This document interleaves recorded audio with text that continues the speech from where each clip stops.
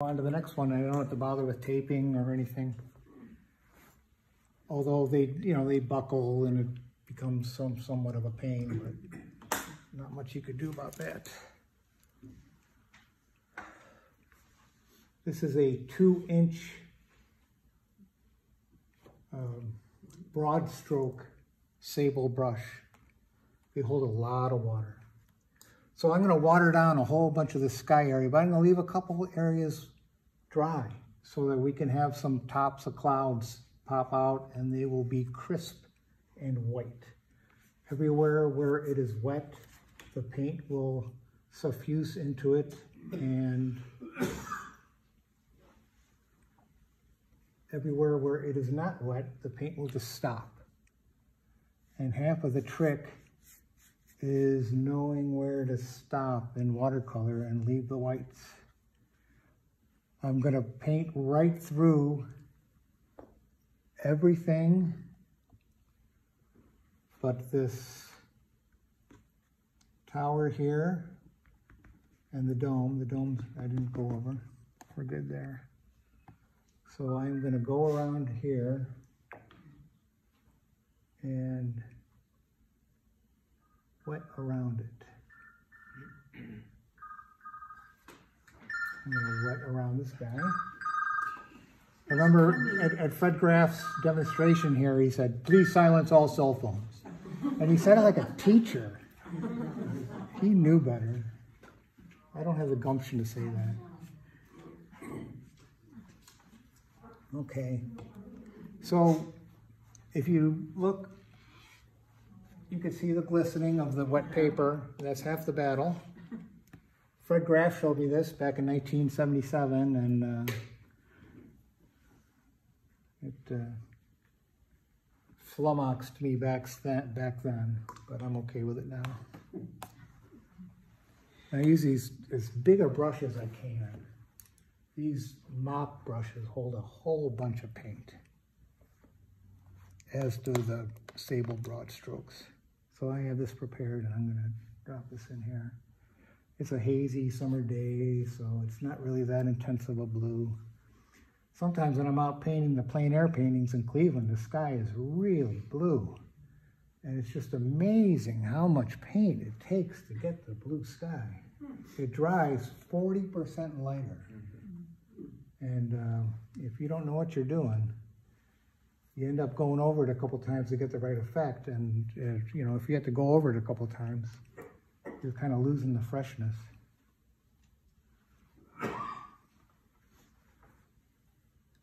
So along with some of this crisp edges, I'm going to intentionally soften some of these.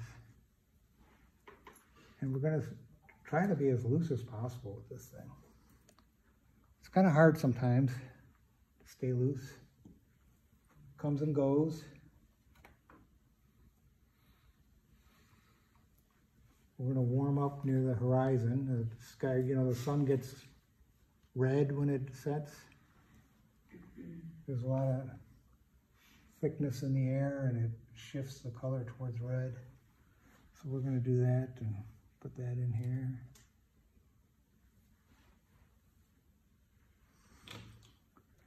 And we're going to shake the brush a couple times, and we have the paper at an angle, and we're constantly adjusting the angle to get the gravity to drip down. The more extreme at an angle, the more the water is going to come down, and you're going to have little puddles collecting, and that's a whole look itself to the painting. Let's get some more of this red. Get this hazy sky going. Because a lot of this is going to be mountains. It's going to be covered up by the mountain.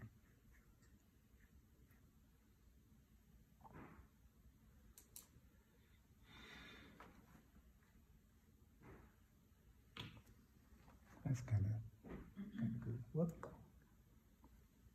This is why I brought the drop cloth. Yeah. Yeah.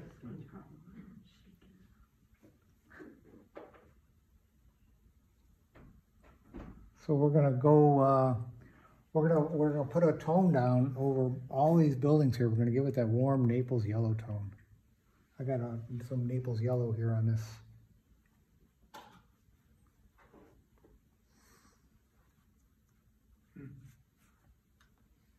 It's actually gouache paint, but doesn't matter. Gouache paint is opaque watercolor. If you use it thinly, it's just like watercolor. This is going to dry a lot lighter. I'm going to regret not getting darker on this. So I am going to, while it's still wet, add to it up here. I'm going to get more of this blue. It just dries so much lighter. What brand of paint do you? Some Winsor Newton and Daniel Smith are the two biggies. I don't think any brand is superior to the other as long as you get the professional quality. Mm-hmm.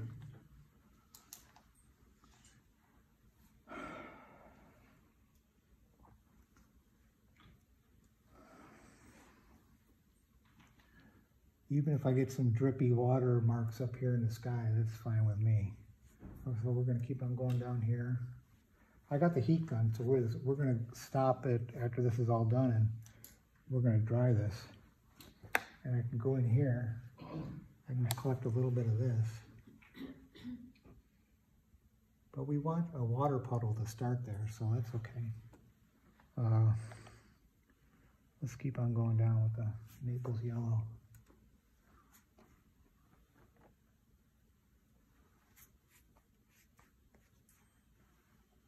I bring all this stuff with me when I go plein air painting on my bicycle.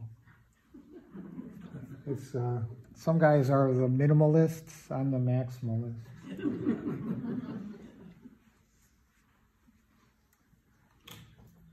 One of these days I will learn. Because as long as if it's on the bike, it's nothing. Do you paint with Steve Sims? He's part of our portrait drawing group that I belong to, and I haven't plein air painted with him yet. But he's a good guy. Everything reduced to a cigar box. Yep. He's the minimalist, but it's a very thick cigar box, so he's a maximalist minimalist. When you do plein air, what time do you start out? That's the thing. I used to go at lunchtime. I used to drop my wife off at the airport where she worked. And her shift would start at 1, so I'd start painting about 1:30, and that's not the good time to plein air paint. I used to get on the bike and go down the bike trail. Yeah. But I used to be 20 years younger too. I exercise every day, man. I don't want to lose it. I want to keep it going for at least another 25 years. We'll see unless something happens. We're gonna put these mountains in now while it's still a little wet. The palette looks like a beautiful landscape. That's what I was going to say too. I was like, those clouds look great on the palette. The palette is beautiful. You're awesome. Fred Graff, a high schooler is only going to absorb so much information. I didn't know jack shit back then. Fred taught us stuff, but Bob Moyer, once I started taking lessons with him about 20 years ago, he just worked so wet, and it was a revelation. It was amazing, and that's exactly what I needed to learn. Take chances, work really wet, let the paper make accidents, and that's what I find myself sometimes when I'm out plein air painting. I'm not working wet enough because it dries so fast, and I force myself to just add more and more and more paint and more water and get it moving. Bob used to say, keep the paint active, and that's the key to making a loose watercolor. Sometimes when you're doing a quick watercolor sketch or a quick watercolor painting, you want it to be all self-contained and as quickly as possible, so you don't want to work that wet because you want it to dry as fast as possible and get it done in like 45 minutes. But other times, if you're working on a thing and you want to experiment and get the water flowing, then you want to get it all wet. Get it wet. There's all sorts of mindsets. So we're going to put this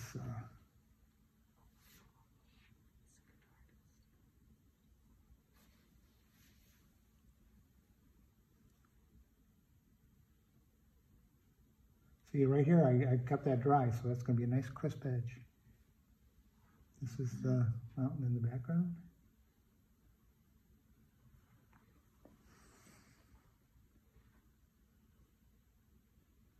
Not as important for it to be a crisp edge on this side because this is going to be the shadow. The shadow side is going to be darker than the mountain, but we want the bright side to be a crisp edge. And even if that's off a little bit, it's no biggie. Can work with that. But we want this to be a nice hazy feel. Get some purples in this.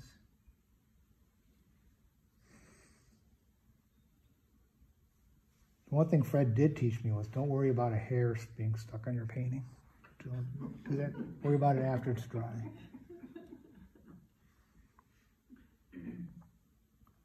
Okay. So that's that. That comes down. All right. So there's this big hair here. We're not going to worry about that. To the character. Just going to crisp that and make it more of a... All the masters have hairs in theirs. And let's... I see a lot of purple in here. So we're going to... See, this is going to be the interesting stuff that we're going to pick up on later. So we're going to stick some more purple. We got alizarin crimson here. And let's see, the opposite of purple, opposite of red, purple would be what? Green. Good, if it's green yellow. So let's add some green yellow to it. Got some yellow here. And I got some blue here. And this is going to cut that down. There we go. So we have got a nice little brown. And then we got a little bit more alizarin. And this is what I spend half the time while I'm painting is mixing the right color. They'll separate out a little bit, but if you monkey around, get the right tone, you won't regret it. Do you always paint standing up? Yeah, always paint standing up, because then we can step back, which I don't do often enough, but it also frees your arm. And that's what Bob Moyer taught me. That was possibly the most important thing, along with the wetness. Paint standing up. He was 92 years old and still painting standing up. All right. I guess we should get this, start this river coming across here. That was me thinking, that wasn't me painting.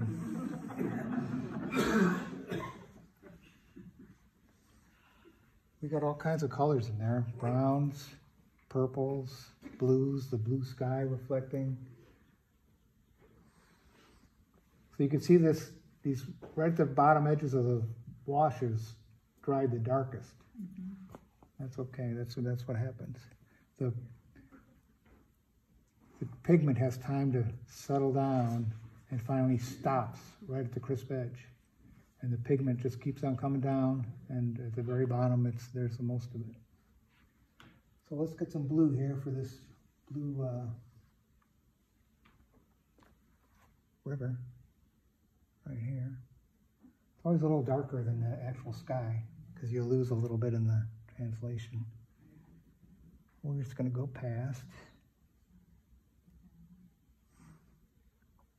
I'm going to go right into this roof here because that roof's all dark. We don't have to worry about that.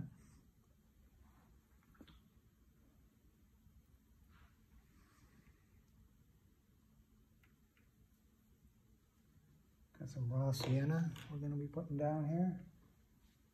Raw sienna, ultramarine blue, burnt sienna.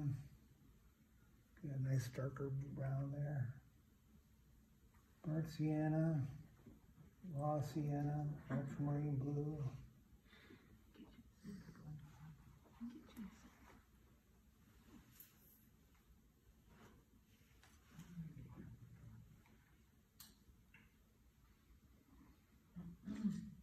So we're going to indicate this edge of this river. Make it a little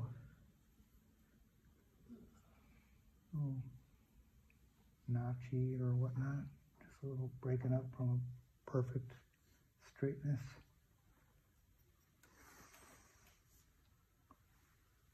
There we go. This isn't going to be dark enough either. So we're going to go ultramarine blue, burnt sienna, raw sienna.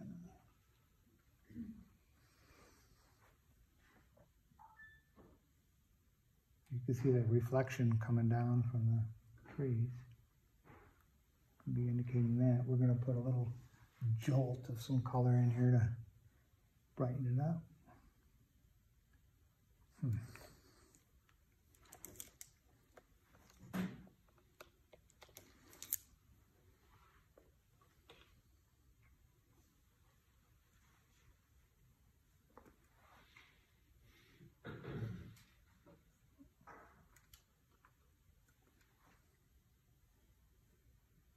There we go.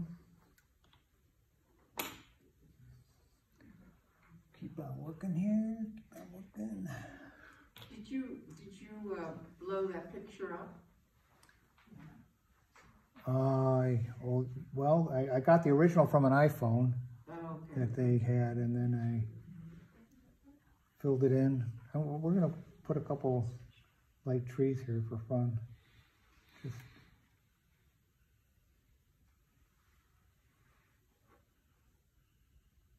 let's see here.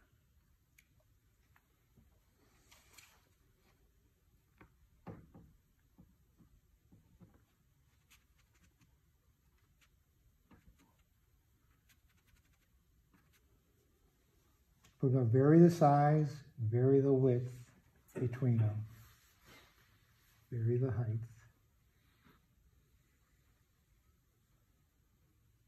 Basic design principles: repetition and variety at the same time. Okay, there's our. I gotta mix more paint. Why do you keep the brushes in your hand? So I can grab them when I need them. So otherwise I'll be searching for them. These are my current favorites. Okay. Okay, there we go. So 1, 2, 3 peaks. There's a variety there. So we can let this go right past. We go here. Just give this a soft edge so because everything else is going to be.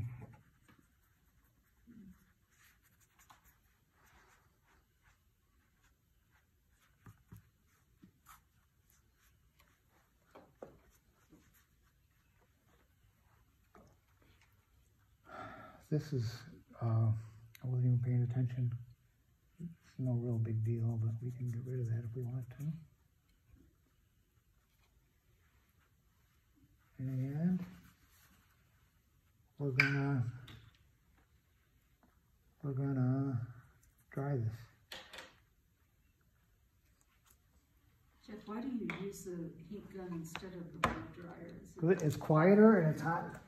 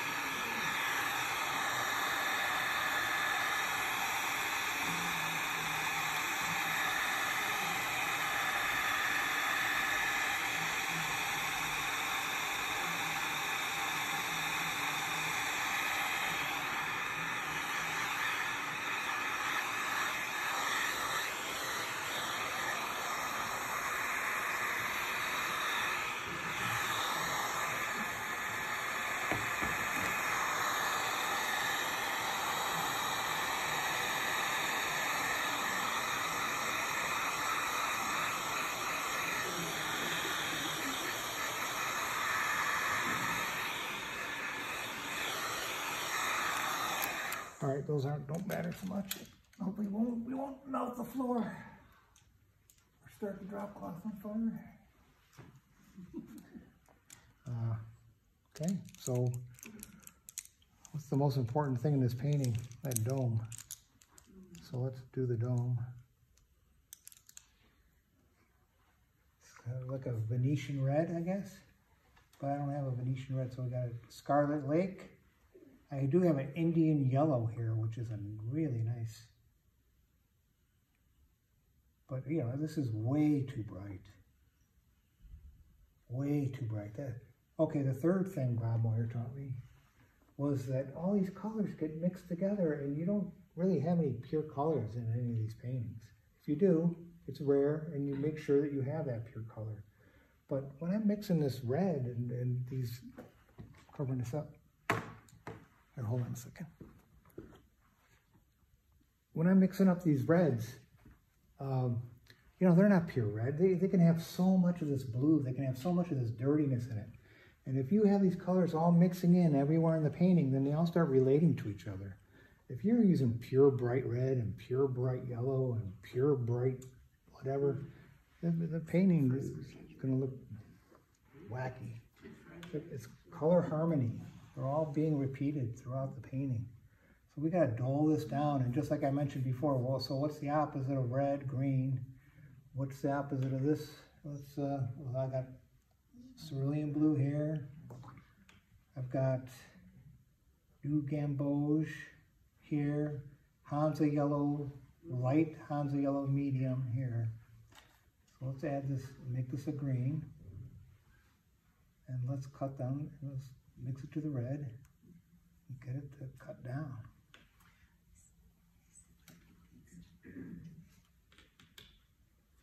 Let's add some raw sienna to it. There we go. Now we're talking. This is a little duller. And it's in the sun. It's not going to be all that bright.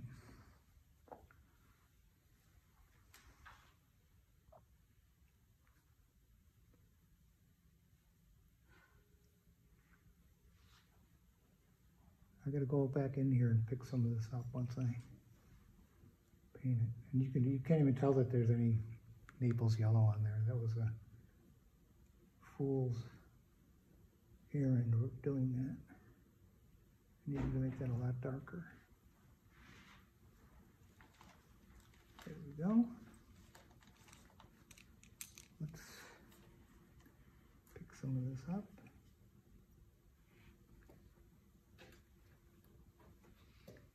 There we go. All right. Now this next section is going to be a lot darker.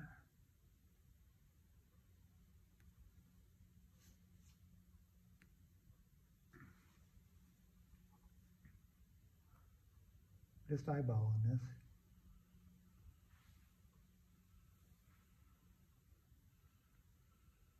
And let's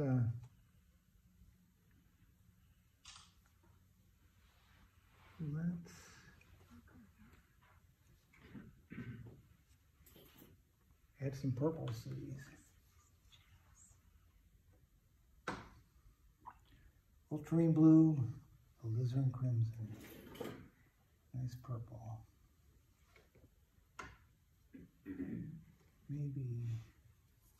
Maybe some burnt umber, maybe too much burnt umber. Always going back and forth until I get the right mix.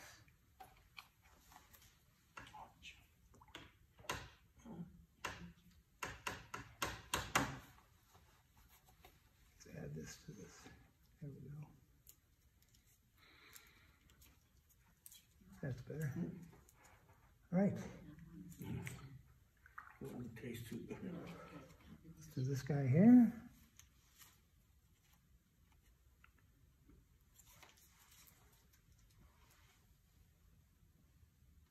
And then let's start doing any other ones. I have some brushes that are crisper than others that make nice sharp edges.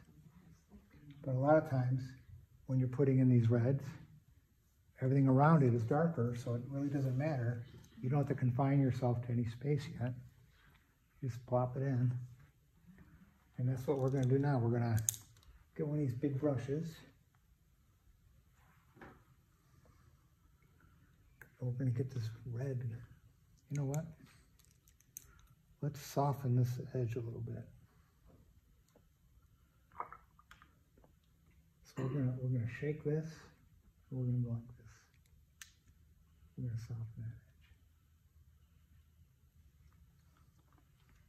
We're gonna start doing that in a lot of places as this painting goes along. I should have done it a little bit down in here, but let's keep on going.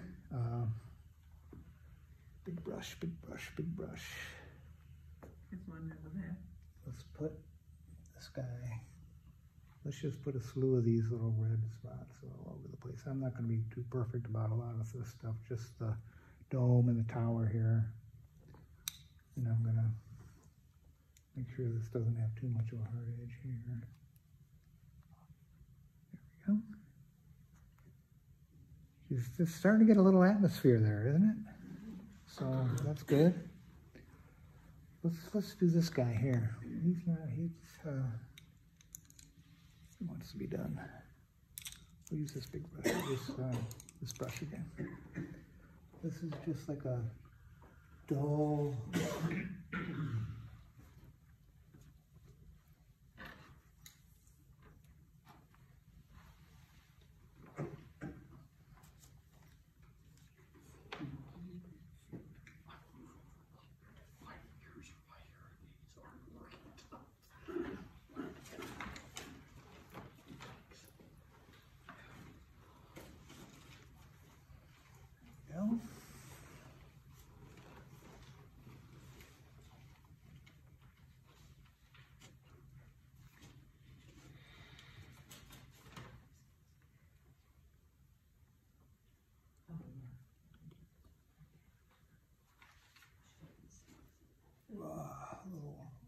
Raw sienna. So this guy's all crisp, and he's also going to have a little point to the top of him. Let's get a little crisper brush.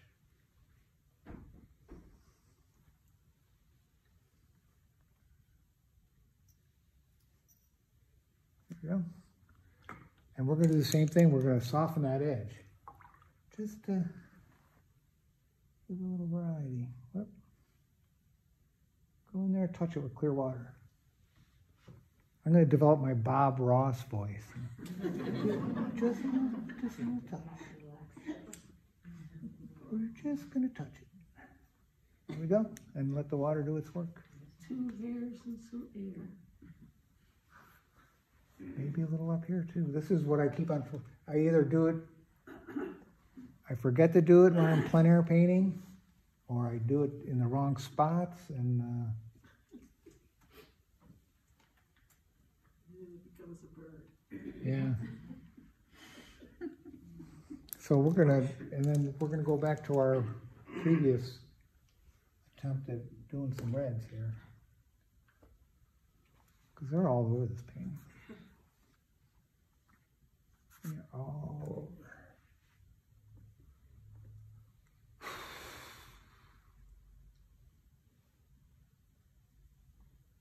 Just and some purples. Let's do some purples too. Ultramarine blue and raw sienna, or alizarin crimson we were talking about. Do some of that.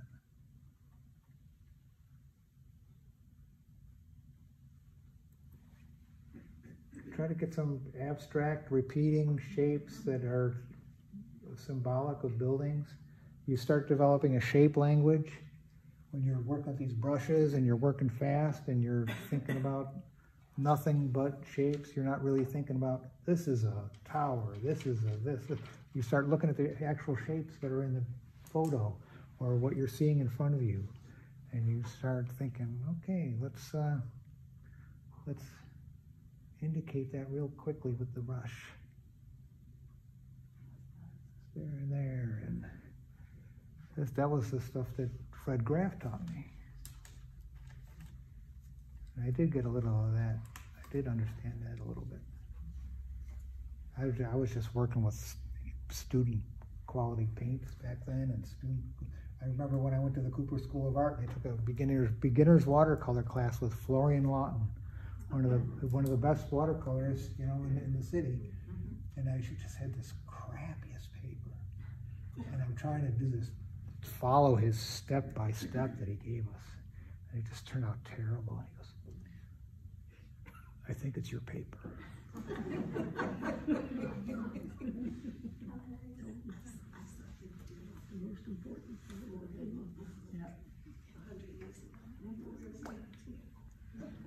So we're gonna step back from this a little bit, and we're gonna use one of these big moppy brushes. It's getting a little slimy in my hand.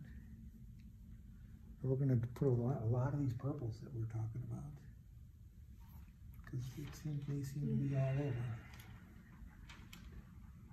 And we're gonna try to squint. We're gonna squint a lot. This is the other thing I keep on forgetting to do when I'm painting. The more you squint, the more successful your shapes are going to be, because you're not worried about the actual quality of the wash so much. You're looking at the balance of your shapes and the design. And the more you're looking at the balance and design, the more you're actually painting. So.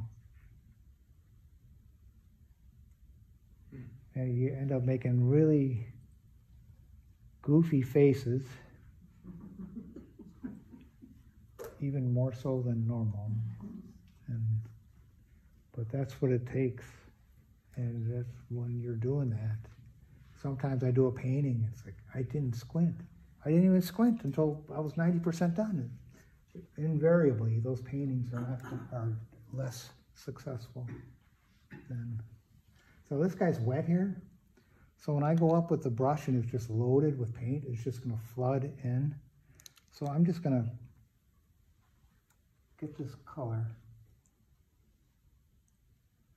And this is what takes a lot of experience, and then not even then, it doesn't necessarily turn out.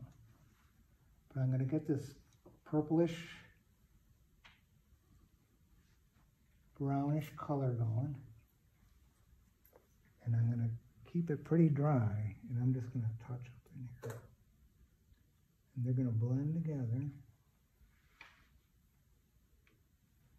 like that. And then take that same color and we'll indicate this stuff here, the circle.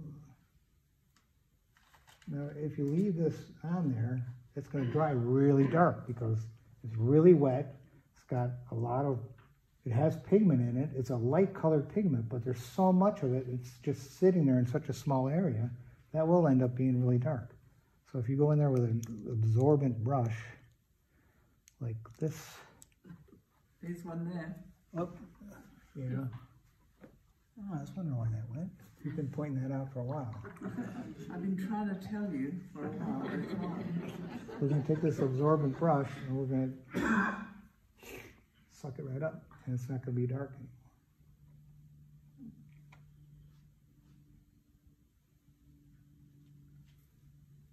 And then we're going to, these synthetic brushes, they don't really hold, they'll hold water, but they'll also just release it right away. The really nice sable hair brushes will slowly release the water.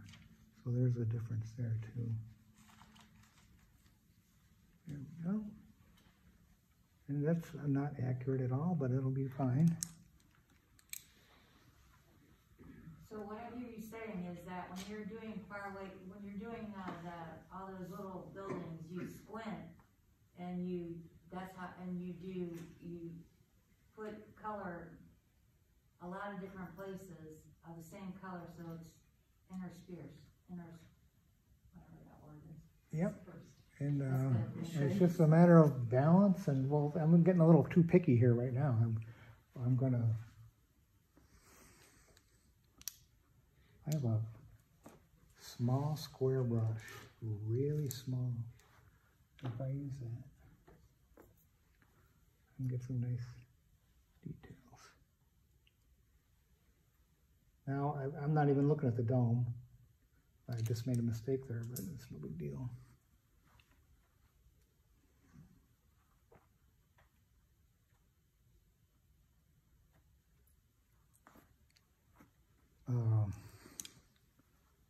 I'm just going to start designing my own shapes here.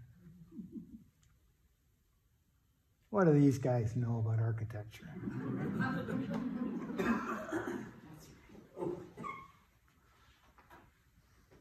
But it's the other thing when I get on site and I'm doing these plein air Cleveland buildings and whatnot.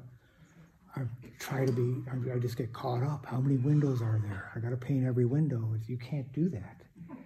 And I did one the other day. I'm not showing anybody ever. I included every arch. They won't pay if you don't put in all the windows. They've counted the windows. I was doing the Detroit Superior Bridge, and how many arches are there? How many other smaller arches are there? How many windows are on that building there? And I've included everyone, and there's no variety. There's no mystery. Half of the good watercolors have mystery. Whereas Alvaro Castanet, famous watercolor artist, says, mystery. The mystery of watercolor. So we're going to paint a whole bunch of stuff here until it gets down into the buildings who are catching the light. Do you see how that was still wet? I can see the mystery. Not in the one I painted the other day. There wasn't any. There was none. There was a big area of lawn, and it was pretty high, but you could tell where it had been mowed, and you could see the stripes on it. I included the stripes on the lawn. Why did I do that?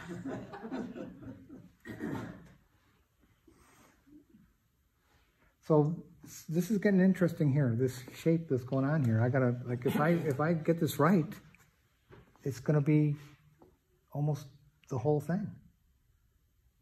If I get it right, odds are slim, but I don't know.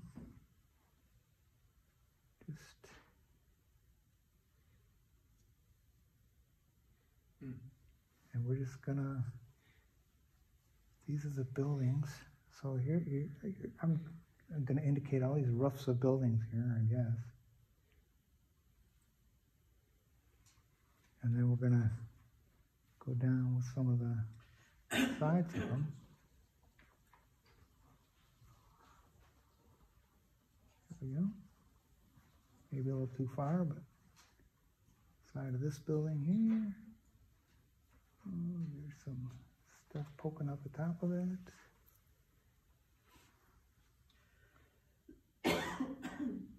And we're just going to keep on doing this stuff.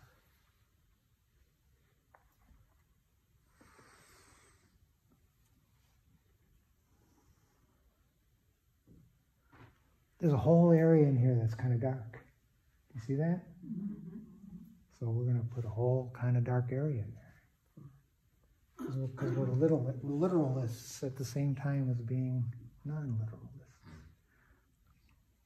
Because it's there and we have to do it. That's the biggest mistake. It's there. I got to put it in. No, you don't.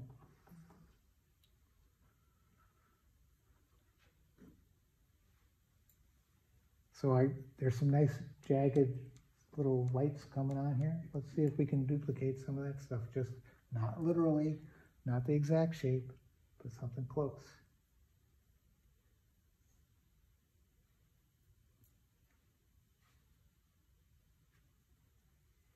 Now, is that lighter yellow that you're painting on, is that bit dry? Yeah, you can see the crisp edges. Yeah. Wherever there's a crisp edge, it's dry.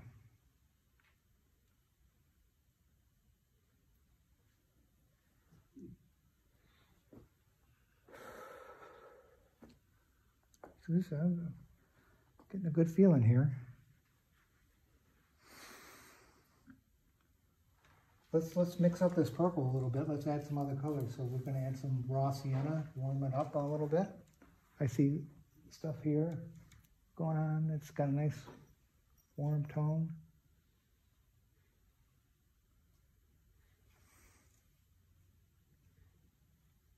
Oh, let's see.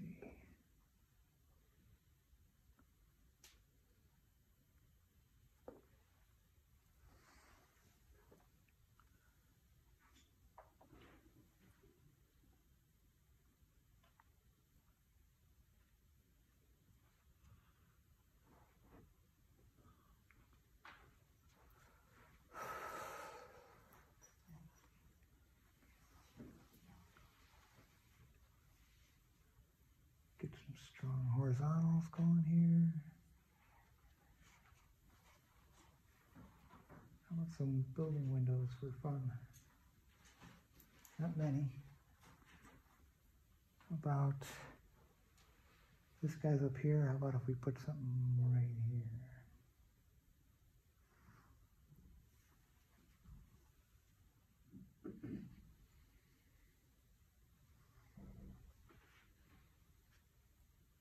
Things are starting to develop here.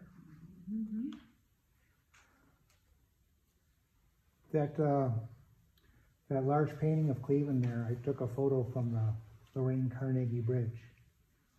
I painted that basically the same as this, but a little tighter.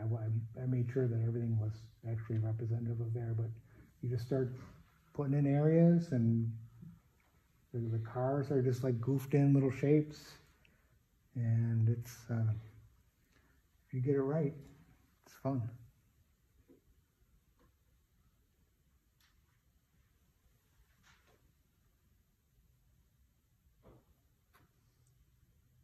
Do you paint every day? No, sometimes I get I do illustration work too, and that's mostly on the computer. So, no, I don't paint every day. I have a drawing tablet that I draw on. It's got a screen. I draw right on the screen with a. Do you use Procreate? Well, that's for the iPad. This drawing tablet I have is for Photoshop. Oh, okay. The Wacom? Yeah, Yeah. yeah, it's a Cintiq, and it was great until until Wacom quit supporting the old tablets, and now it's not calibrated as well as it used to be.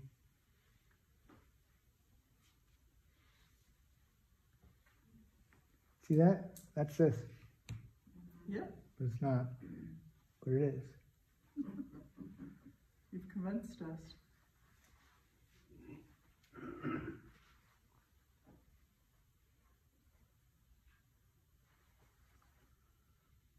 There's a van down here. I think they're loading jewels into it.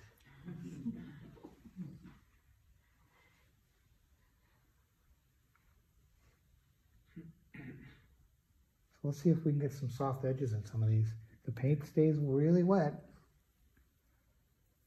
I don't know, just a couple spots, just for variety's sake. And for some of it's dry, you could probably see where parts of it are still wet. Soften up some of these edges. Get the shadow a little wet. Jeff, whenever you find a place you want to take a little bit of a break, we'll give people 5 minutes to get their, stretch your legs a little bit.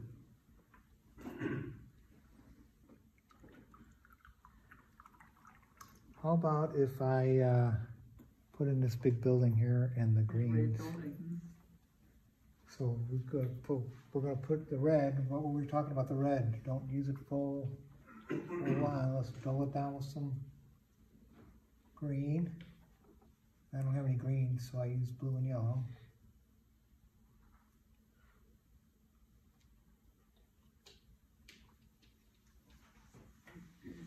And we add some of this warm yellow to it. And we're going to get something pretty close,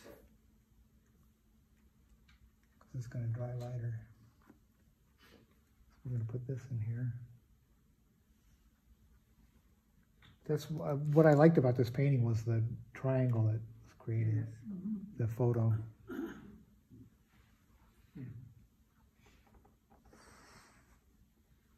We're gonna leave some window whites for some windows, just for fun. Some of the windows are gonna be dark, some of the windows are gonna be light.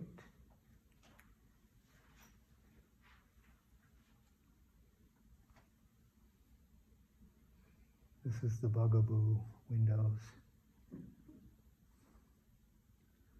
One more light one. Right down here.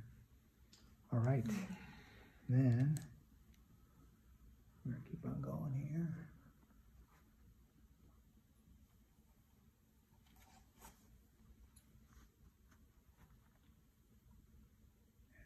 Red. Never mix enough paint. Rule number 1, mix twice as much paint as you think you're gonna need. Rule number 3, after you put that down, you're gonna have to make more paint. So see how I went past and into the green, into the roof a little bit. There's the red over here too. Put that in. But now let's put this big giant. Oh, let's get this purple going here too.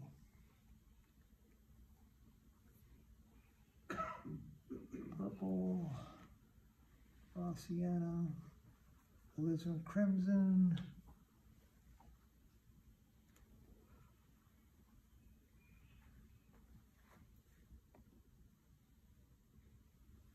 So this area in here, I made, well, who knows? Oh, I see what was going on. Okay. This is a building that is extending past. Who knows what's happening there? So we're just going to put this over. There we go. Put this in here. Put some of this red here.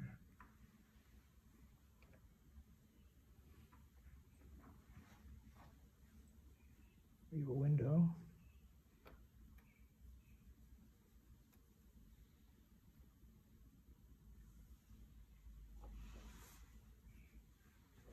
All right, let's put all this as purple.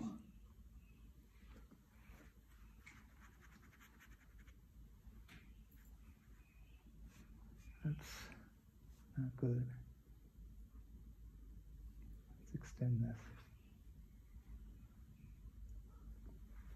We don't want that line up to go perfectly with that line, so we're going to extend this building a lot farther than it actually goes. Do this. I don't know what's going on there.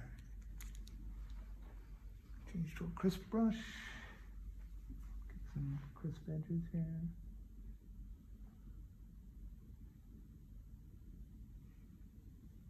A lot of this is one big giant balancing act. Juggling. Okay. Here's this roof in sunlight.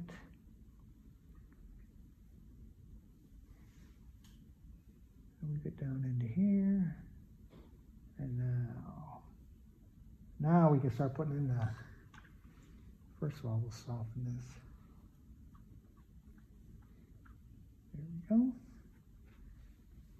And now we'll put in this big greens. We'll get the big brush out again. This guy. We're gonna clean the palette.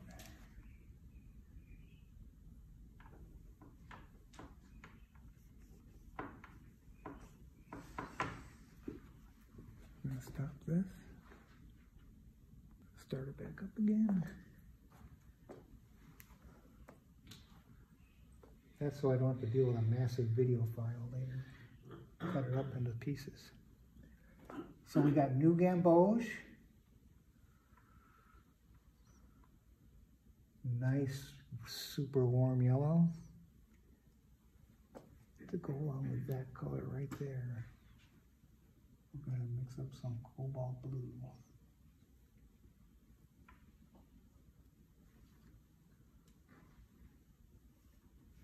More New Gamboge.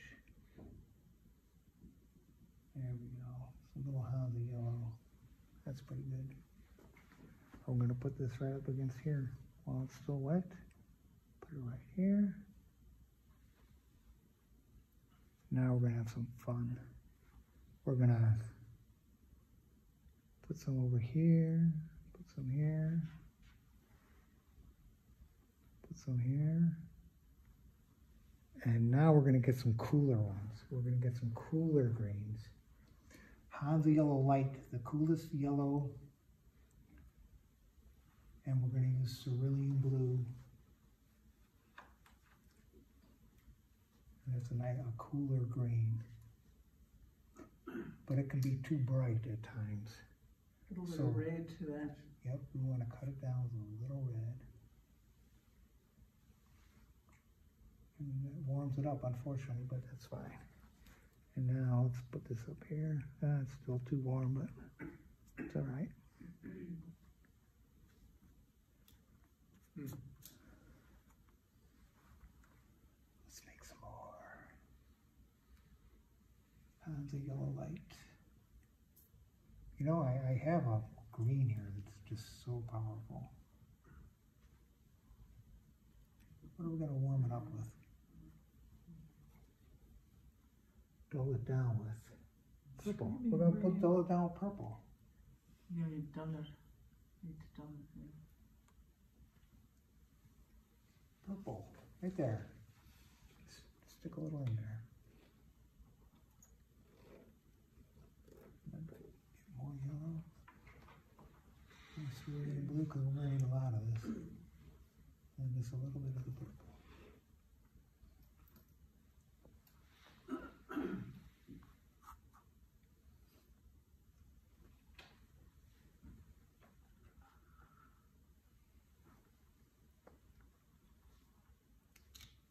Remember these guys here? See that? We're just going to go right over it. And then we're going to take clear water, or as clear as we got. And then we're just going to go like that. You'll never notice it.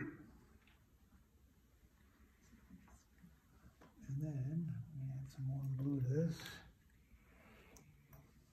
So we got some variety. There's our cooler blue.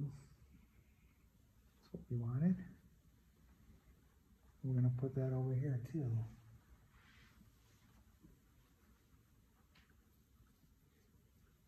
Oh boy.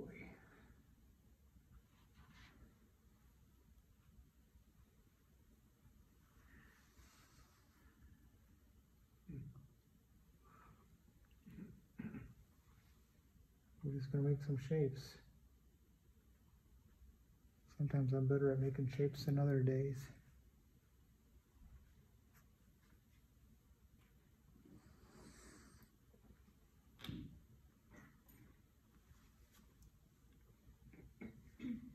Raw sienna. Get a little darker down here. That makes a nice, cool dull.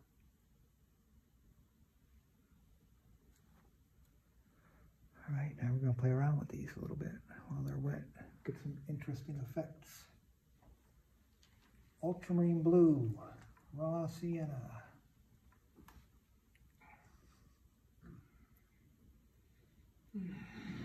So you can't do this all day, man. This is intensive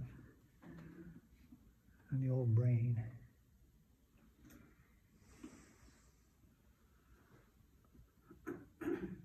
There we go. Now we're talking. I wonder if this guy's dry here. Almost.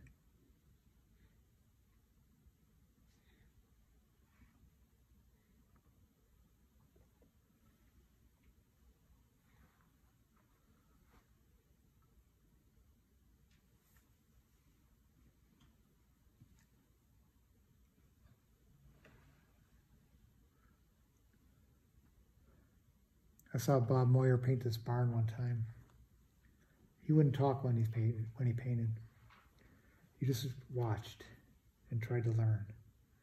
And he had a barn, and then on the bottom of the painting was a bunch of nebulous, dark area. And he mixed up this massive, ended up putting on this massive dark wash. And it all looked like muck. But he had put intense colors in different sections of it. And while it was dark and wet, you couldn't really tell what color it was. When it dried, all those colors came out. And I said, Bob, I didn't know that. There you go. I didn't know that was going to turn out like that. I thought you had just a bunch of mud there. Nah.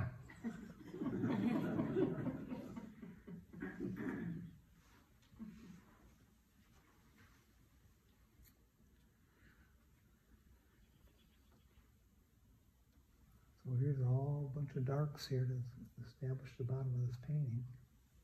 You know, before I started the whole painting, I thought I was going to do a vignette thing. But I totally forgot about that.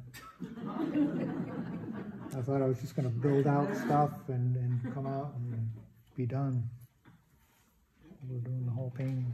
My kind of brain.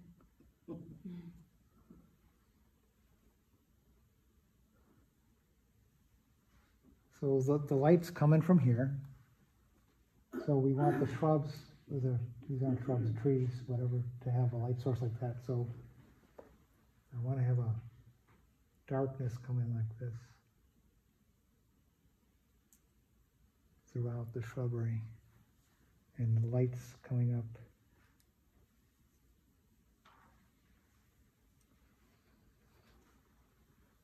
So since this is all wet, and we're dealing with it wet like we were talking about, we're getting interesting effects in here, and that's what it's all about. That's what I've been missing in my plein air painting, because they dry so fast. I use these spray bottles to keep the washes wet.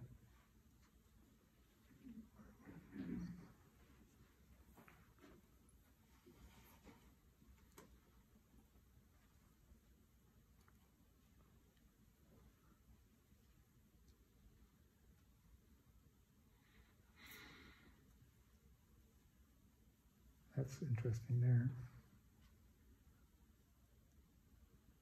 So if we want to take a break, I'm going to keep on painting here, because while this is dry, while this is semi-dry, I'm going to get all kinds of cool effects. So you want to stay tuned a little bit, but I could tell people are getting a little antsy. You guys don't have quite the power of concentration I do. Unlike you. Unlike you.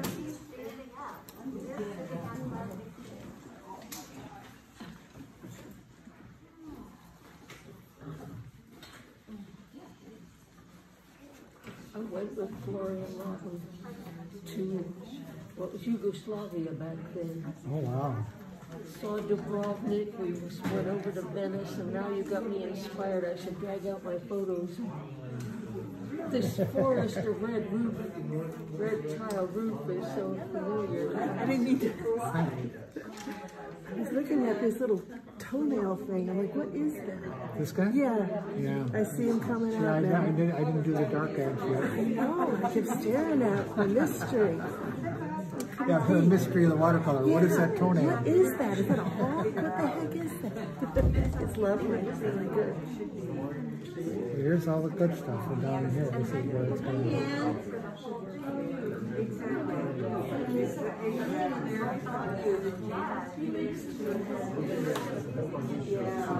I'm getting some of these darks going up. What's that?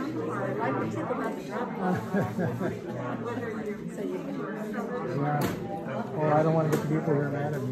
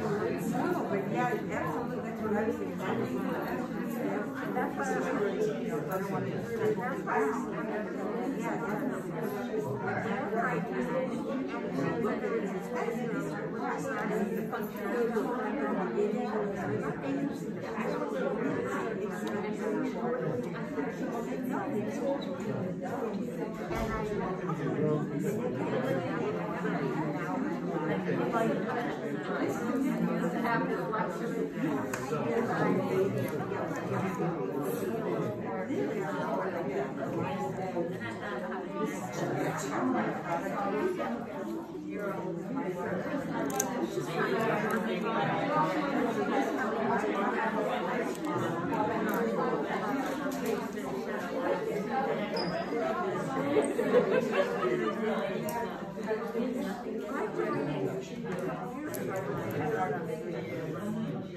I've had a deal where if you send them this price, but it was like we wanted it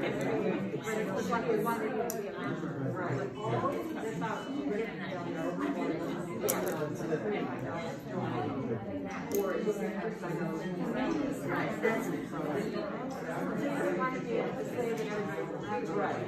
So I joined that.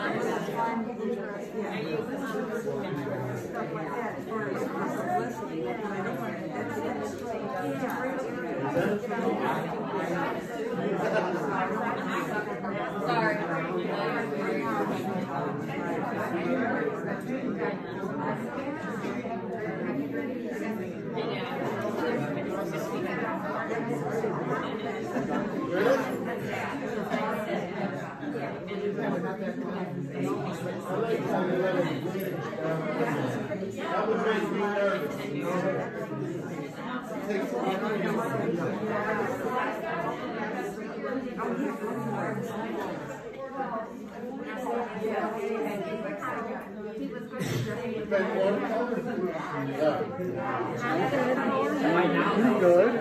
I was very glad that they found me. I'm sorry, what? I was very glad that they found me. Because Barbara asked me to be treasurer. I know, and I told them. I don't know, I got ADD. Well, you know what? I don't like messing with other people's money. I really don't. I feel like for different organizations, on the board of directors, workshop chair, membership, never treasurer. But then Debbie said, well, we really don't have anybody stepping up. So Ed, I don't think Ed's that thrilled about wanting to do it. Well, that's funny because Denny called me. He was sort of on eggshells. He was worried that I would be offended. I said, oh, I'm not even disappointed at all. I made it perfectly clear to them. I said, listen, I'm fine. If Ed steps in and says he wants it. Oh, no. I'm only doing it because, I thought it would be a help. I went home and I told my wife they wanted me to do that. And she said, oh, Ed, I can't do that. I'm sure you do an excellent job. It's like this, they just have the show, they've got the show going down with the, 2 days before I realized, oh, that's this weekend, I gotta go get some ready. I thought, that's the way it would be with the treasurer's job, I was like, oh, I gotta do the taxes, I forgot about it. Yeah, sorry. Oh, no, you're fine.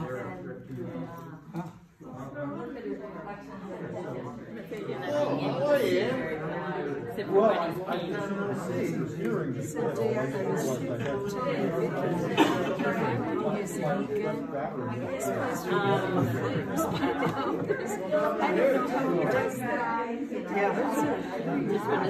you got a low setting on it, that would have probably burned the paper.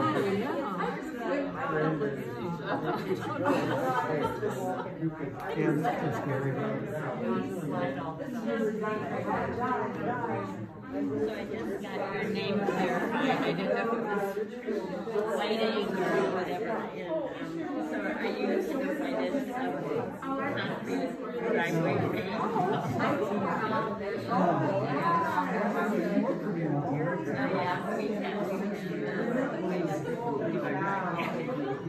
Yeah, we can. I gotta do that. My wife and I promised we were gonna do that for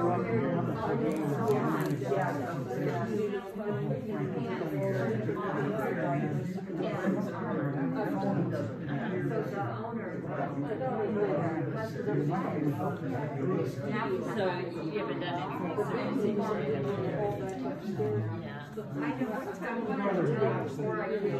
yeah.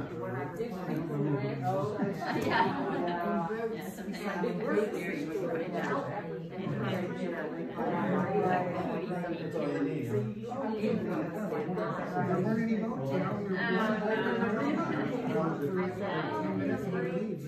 Tell everybody it's my cousin's fault. But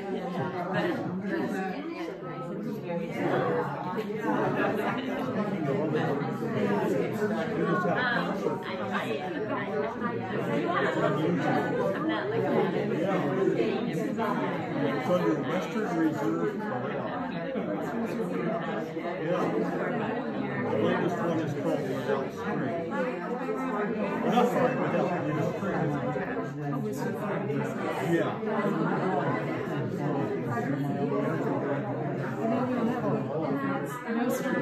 Yeah, well, we don't have, I don't feel like we might do something like that. And we've got a few to go back a lot. One of the interesting ones is called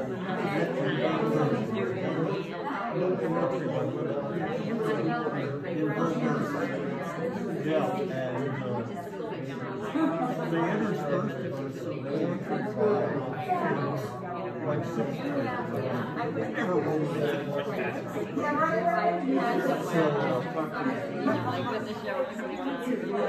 Hi, I'm Paul. I invited my before lunch.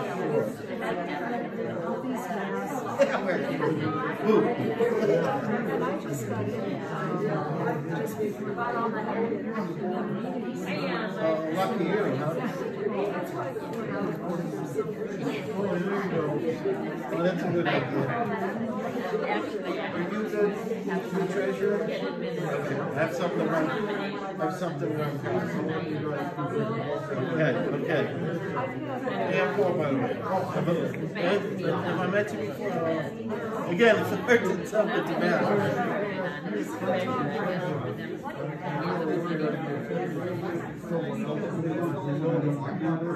It looks so different from out there.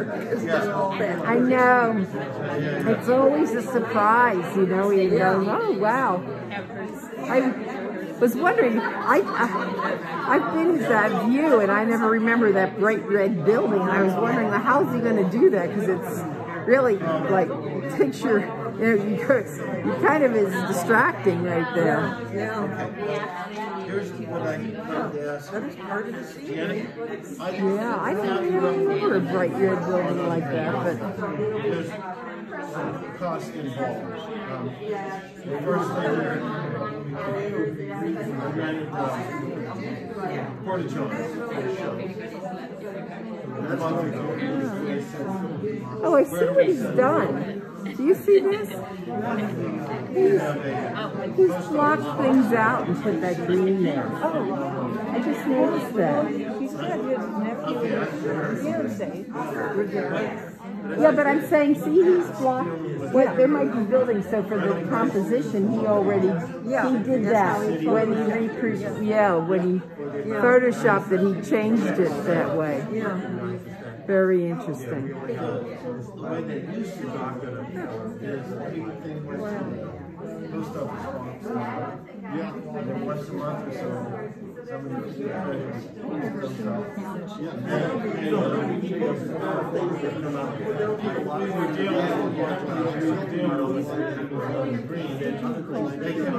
this is where's my check?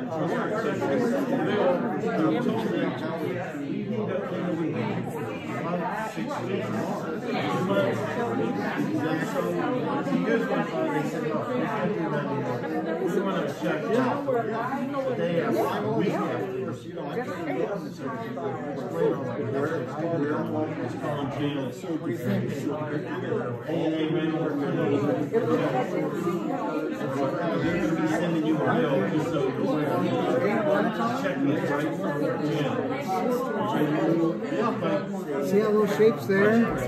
That's like part of the shape language. That's kind of very all similar. Right, yeah, I know. I've taken from Fred.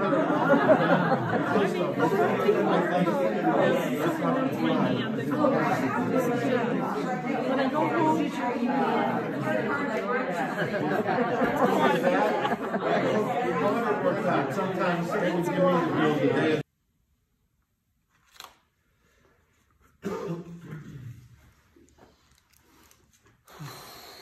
I'm going to put this guy in next. I'm going to use this guy. So I'm not going to paint these greens for a while, so we're going to get rid of that on the palette so we can concentrate on these blue purples again.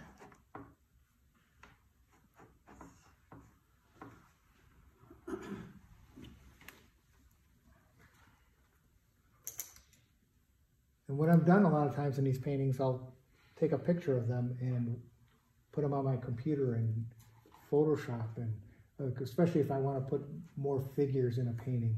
Figures are difficult. A lot of times you want them just to be little accents to populate the painting. If you put them in the foreground, all of a sudden they become the center of attention. The colors you use, it's a whole other dimension of complexity to a painting. So sometimes I leave that to plan out in Photoshop, or light and dark patterns aren't quite working. I'll goof it up in Photoshop and see what I can do. And then the trick is to have the same looseness in painting those opaque areas as you do while you're painting these transparent areas when you first painted it. It's not easy. Getting the rhythm all over again. So we're going to use alizarin crimson, ultramarine blue, and raw sienna. Those are the three biggies. Those are my favorites. It's kind of like a blue, yellow, red. The three primaries, but they're very dull versions of the primaries. And I'm looking at the painting and or the photo. We're gonna see what we're doing here. I'm gonna get this brush ready too. This might be a little too intense still. A little bit more yellow. And going on here with these brushes and doing these calligraphic type strokes, and it's like a bravery test.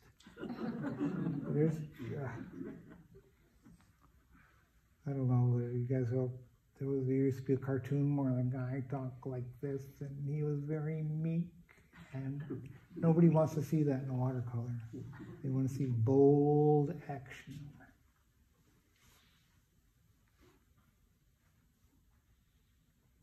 Even if you don't feel it, you got to fake it.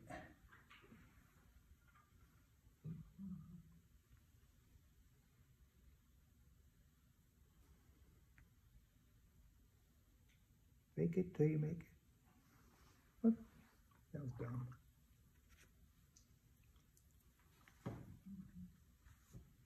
I do that more often than not. So here's some kind of tower. Okay, and then we got this guy next to him.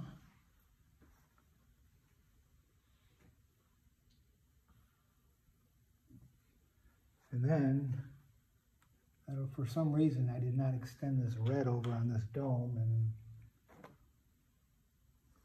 one of the people out there said it looked like a toenail. I was not insulted.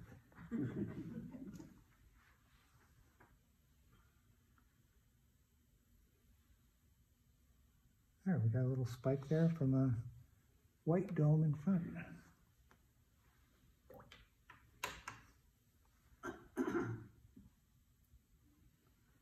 So the trick is that we got to get back in the groove here where we were, and that's not easy. Not easy at all.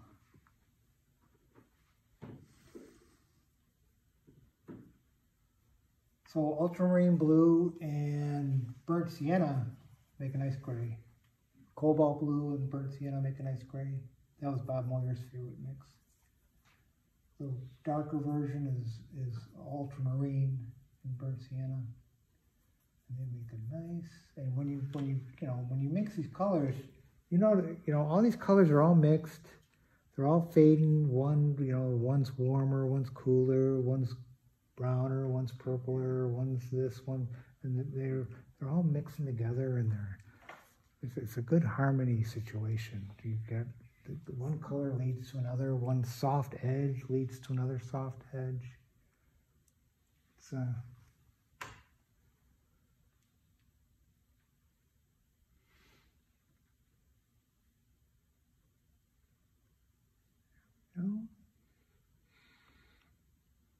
we go. Now we got another one of these little minaret type towers.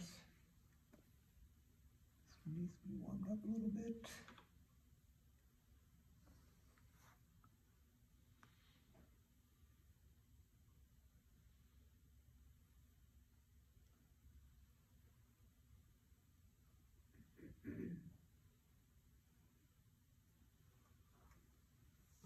There we go. And here. Got a big guy in here.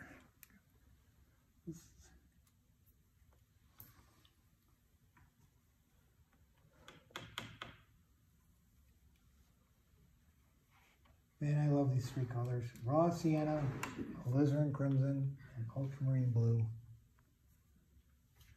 And then if it's a little bit too much of this, then we'll add a little bit of that.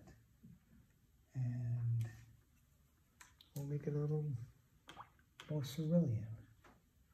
We got 4 colors mixed in there to get the color I wanted.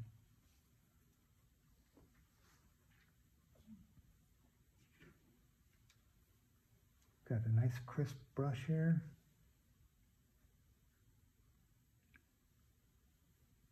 Here's another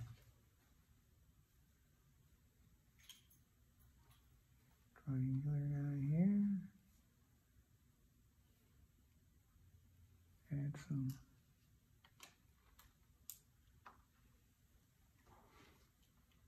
another triangular guy here. Up there. There we go. And then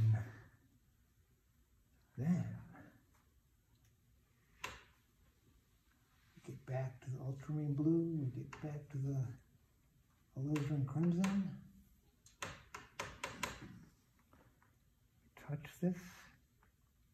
We're going to touch this so that it bleeds into it, right there. So now those washes bleed into each other. And now we do this guy. Right there.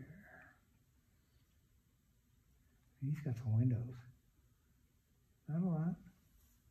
He's got a lot more than I just put in. But there's some windows. And then here's the bottom. We're going to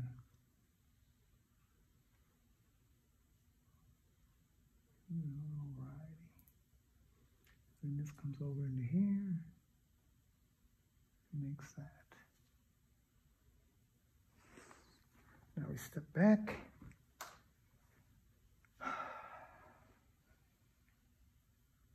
Now we're going to make some of these same shapes. We're going to use the smaller brush. Another square. This is a very small square brush. And we're going to get redder.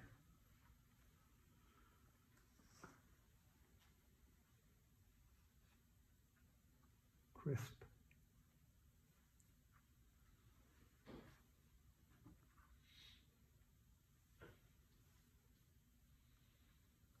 Just areas. How about some yellower to go with the redder? Let's keep it on. Now, there's a lot of purple in there that we shouldn't forget about because there's a lot of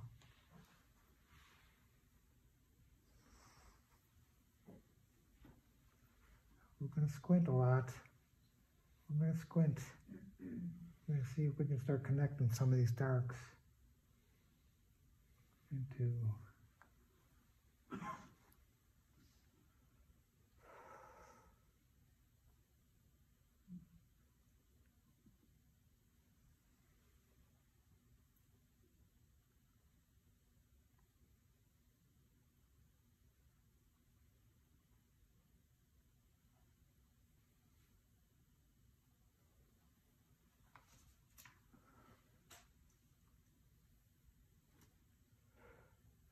It's important to be looking at the painting and not just the reference.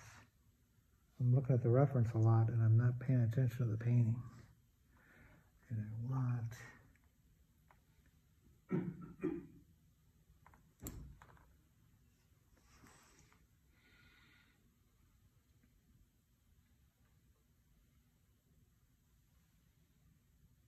this to get loose. That's starting to tighten up already too much.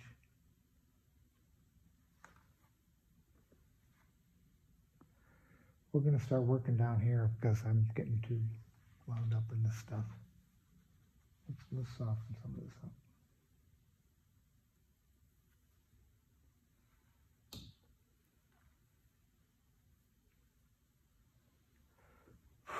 Okay, let's stick some of this green in here.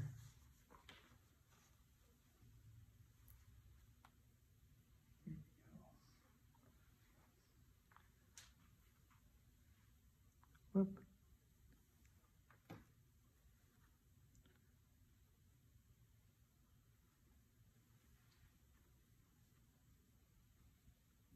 Little trees.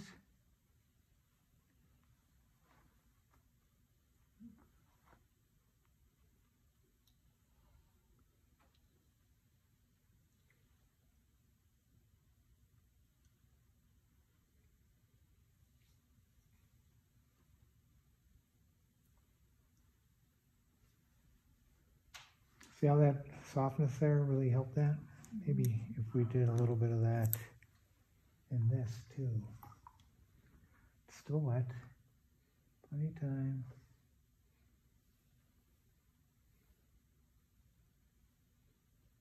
Maybe that's too hard. What if we just touch that?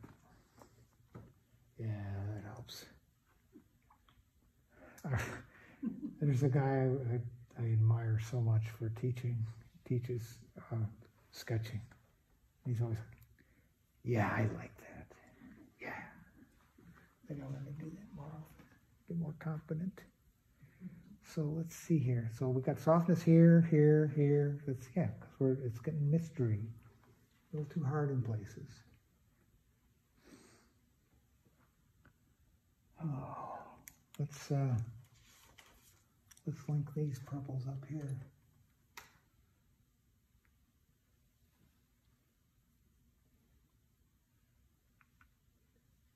Just start making doodads.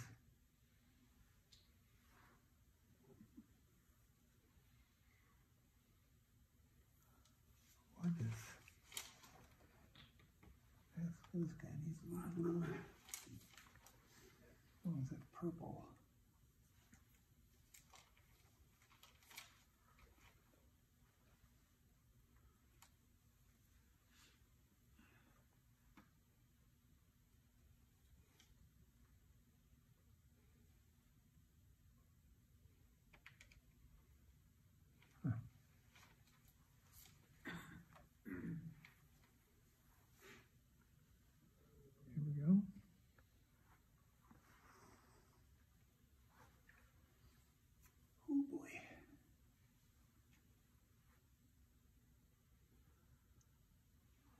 Looks like we could put some spikes here.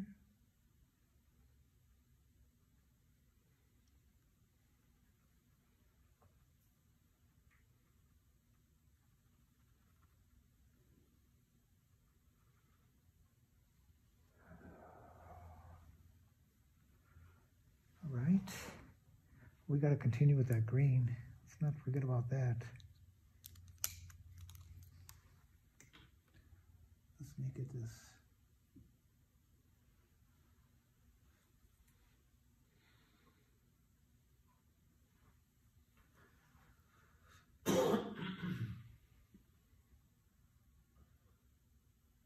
Very dull green.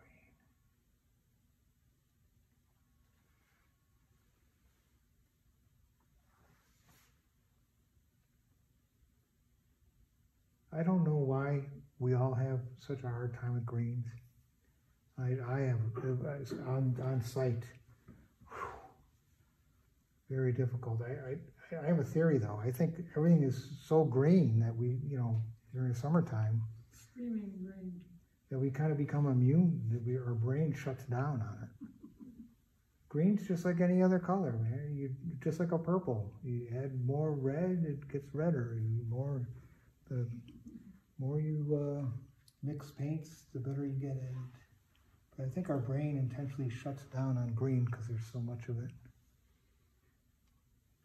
It's hard to show the contrast when everything is gray. Yeah. It was a Red Rock painter that came in to Old Arboretum. We had a class there, and he said he never saw so much green in his whole life. He said it would hurt his eyes. Yep. I had a friend who lived in Roswell, New Mexico, and he was a postman. And he was planning his retirement, and he's planning to move to Knoxville, Tennessee, because it was an affordable place to live. He said he was afraid of all the green he was going to see. I'm kind of afraid of it. There's just so much. Okay, buddy. Talk about overthinking. We lived in New Mexico for a while. And coming back east to Ohio, then all of a sudden you start to realize they have green and they don't water it and they don't paint it, because in the winter there are people who spray paint their dry lawns green. Seriously. Okay, so you saw I put in all this green and I had nice crisp edges. And then I touched areas with clear water. And now we got this nice soft mystery going on. And I went past there just like I said I wanted to. I did a little bit here, maybe should have done it more, but judging on this, because that's pretty successful. Let's keep on adding more. Make a slightly different green this time, just for variety's sake. Repetition with variety. Similar colors, but with variety. A little bit more yellow, a little duller, a little this, a little that. There we go. Yeah, see, look at that. That's much better. Broke that up.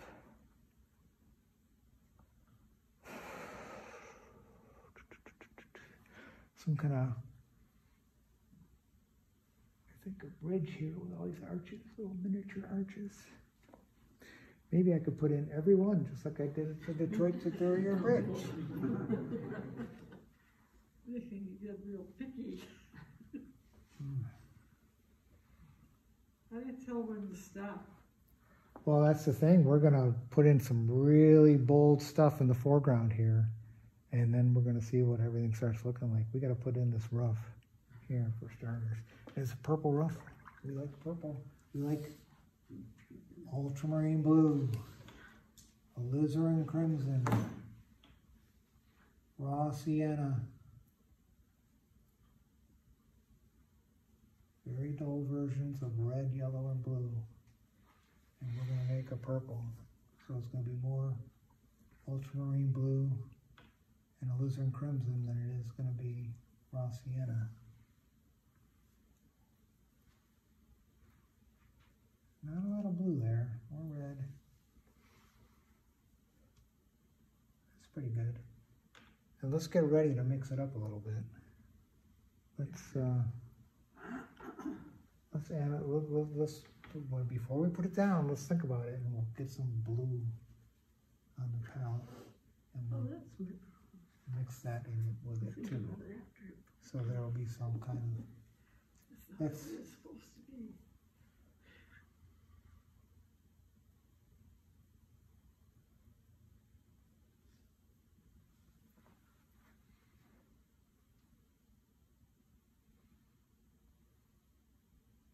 There's another building over here.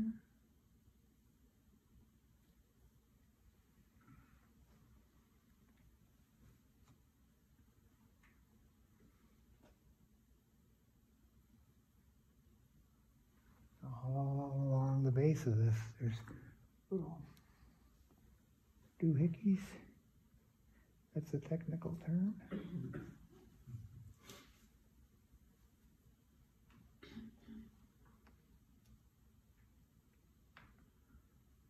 we go.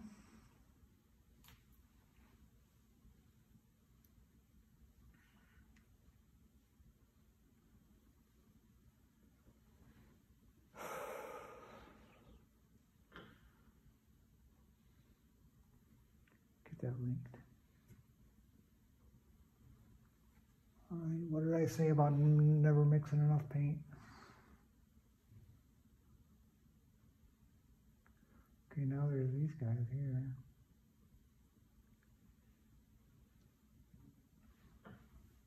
I'm going to put one there, we're going to put another one here, same size. And we're going to put another one a little farther away, a little thicker. There we go. Now these guys are going to go up against these trees here, and they're going to be darker.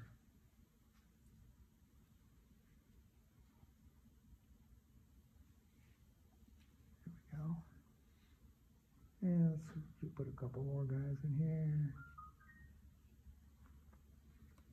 So we've got to mix more paint because we didn't mix enough.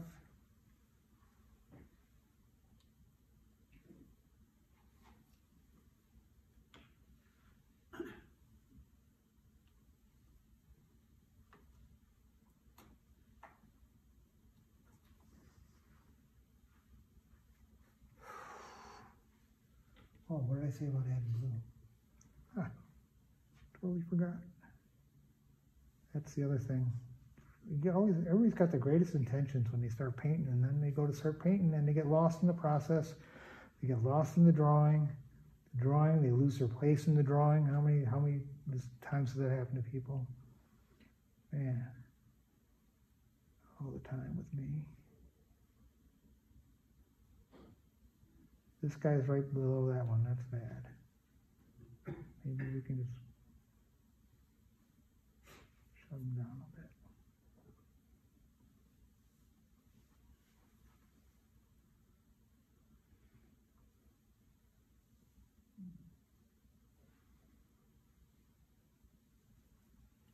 And I'm going to make sure this is the proper perspective. So we want these to be following the right line. There we go. We got this guy here. Let's extend this out a little bit. See how that stayed wet? Now, it comes through here on the other side.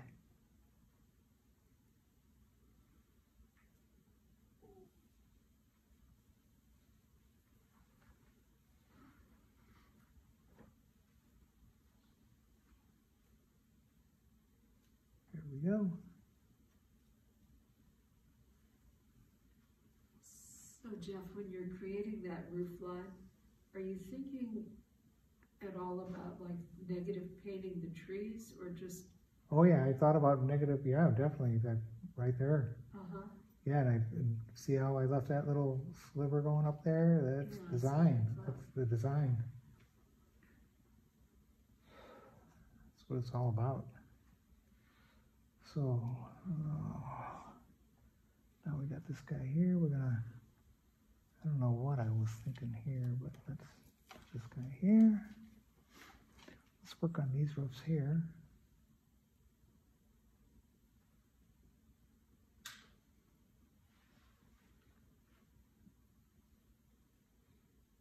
And these are some kind of complex roofs that we're just going to simplify into that right there. Maybe we're going to put in some windows. They're not even close to looking like the windows that are on there. But they're good enough, because otherwise we're going to spend too much time on it. And that's what I end up doing with every single set of windows. And we just want to do them real quick. And now we want to work on some of these greens. We want to work on some of this roof. More grays. Let's make more grays. That's what this painting needs, more grays. And then all these colors will look that much brighter.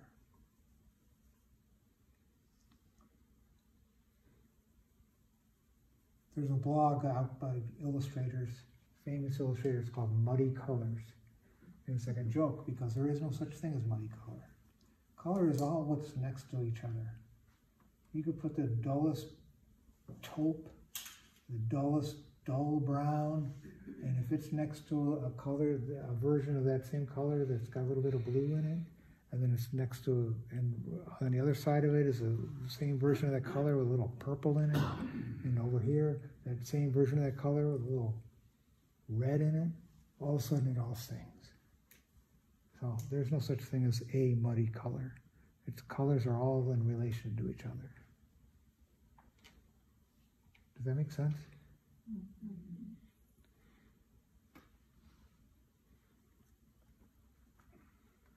So let's put some of these roofs in here too. Not too many though. Not too many. But definitely this guy here. Maybe we should be using this little brush because he's so crisp. So crisp. Now the big question is, I can't drag my finger through that green. It's still wet. The big question is, should we lighten up some of this? Where is my big wide brush? Here it is. Finally. You know, I was going to put clear water in these during the break, and I totally forgot. Do you want me to run? No, we're fine.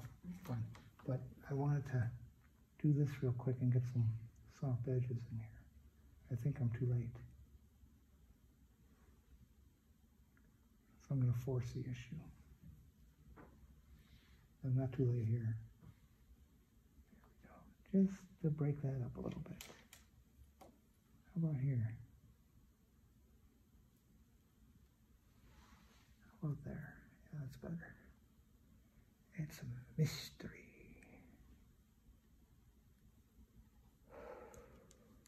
All right, where were we? We were here. We got to break this up. I thought about that here too. Okay, so we got this crisp brush, and we're going to be putting in some of these.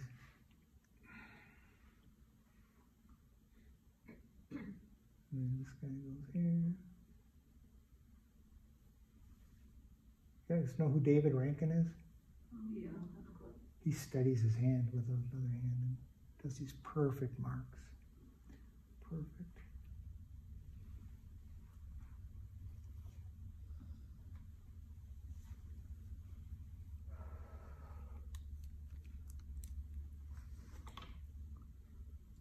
A little red.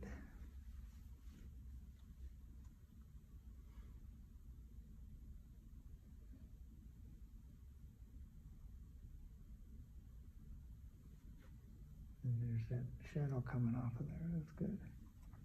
You know what? I didn't,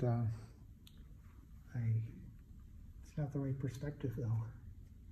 It's got to be angled up more. Be careful. Here we go. More, less, more. Less. What is going on here? That is just bad photoshopping. So we need more greens here, I think. Yeah, I like that idea. No, I don't. We're gonna leave that there. We're gonna work on these reflections a little bit and make these reflections hopefully sing a little bit more. Get some more yellow, green. Now that we got green on there, more of this green, more of this blue. There we go.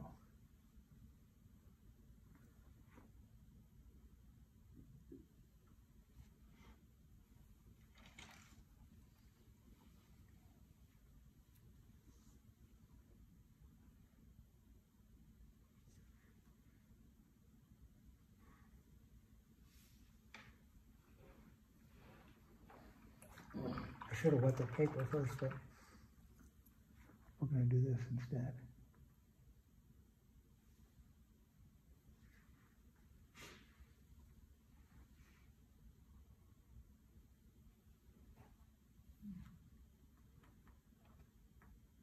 Just touch all that.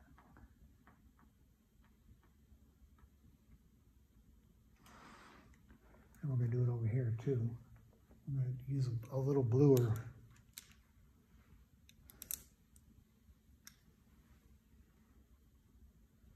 Little cooler, darker blue. There we go. And stick that down in here.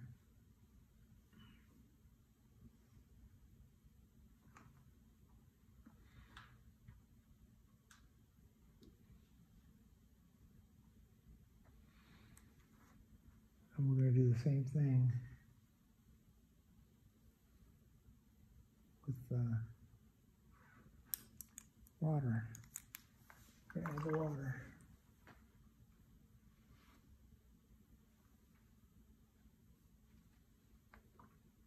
Shake it twice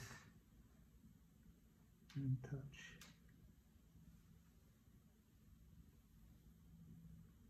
It's a lot easier to do this inside than it is outside. That helps. All right, let's get some shapes here in the front. Let's get some darks. Get some repeated dark shapes going on with the shadows. Jeff cleaned up and out of here by 10, so you probably have about 10 minutes left to change. Gotcha. Yep. Yeah, Thank you. like 9:39. So let's work on these super dark greens. Ultramarine blue, raw sienna.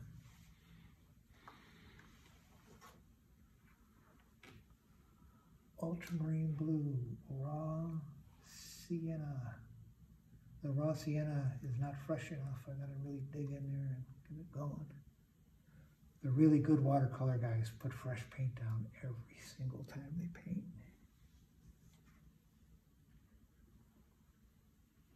So I've got this nice dark cool blue, and I'm gonna add ultramarine blue to it in areas, and then, you know, maybe some other stuff to mix it up, but this is pretty dark. And it's pretty green too.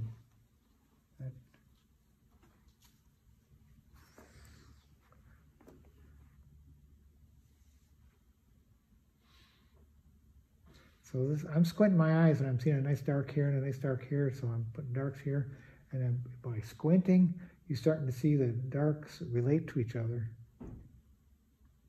And that's how you decide where to put them down.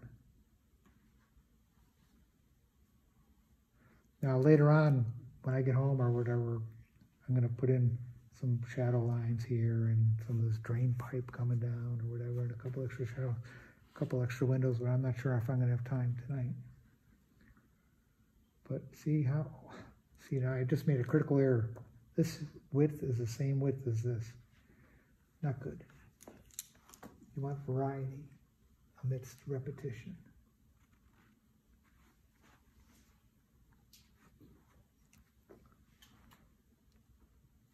So we're going to start a little farther over here.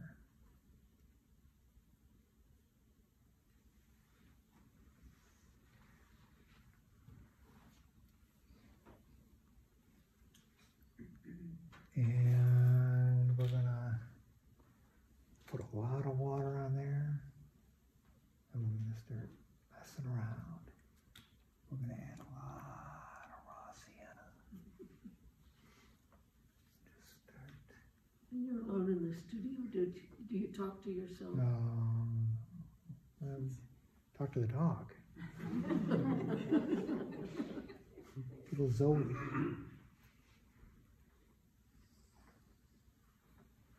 So there's people that excel at these mop brushes, and they just handle them so delicately, and they make these crisp little lines and the dots and all that stuff. And I'm not that good at it yet, but someday. So let's add this.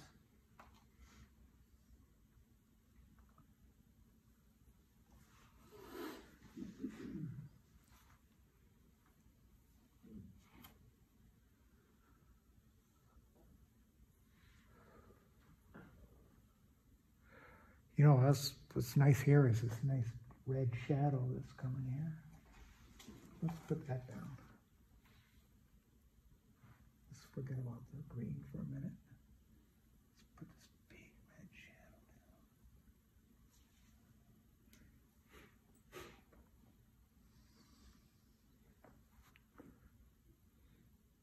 Whoop.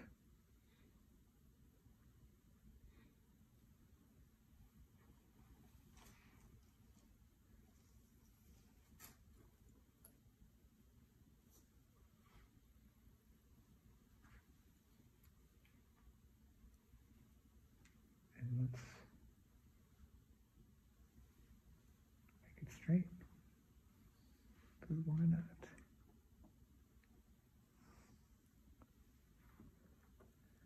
And like I said I was going to do,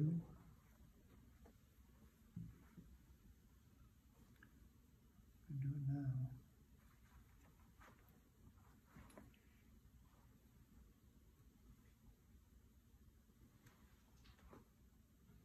This sucker loaded up here. Did you add the red building or was that there? It's there. That building is there. It's an important feature.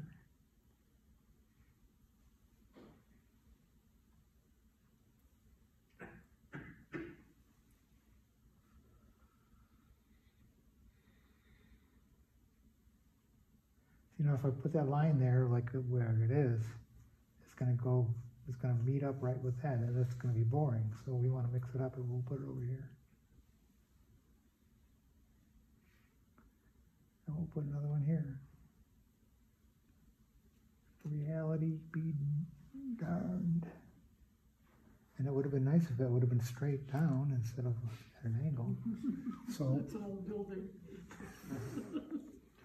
that was dumb. But see, this is the, I end up doing that so often, but look, you can't even tell that happened. Yes. I was real proud of myself in that Cleveland shot. Everything was straight.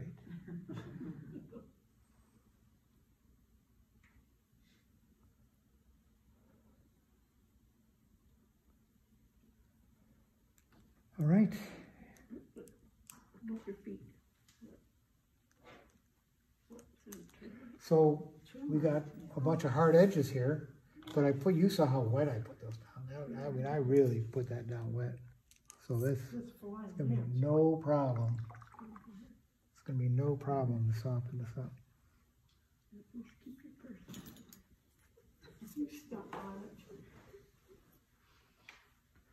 No problem at all.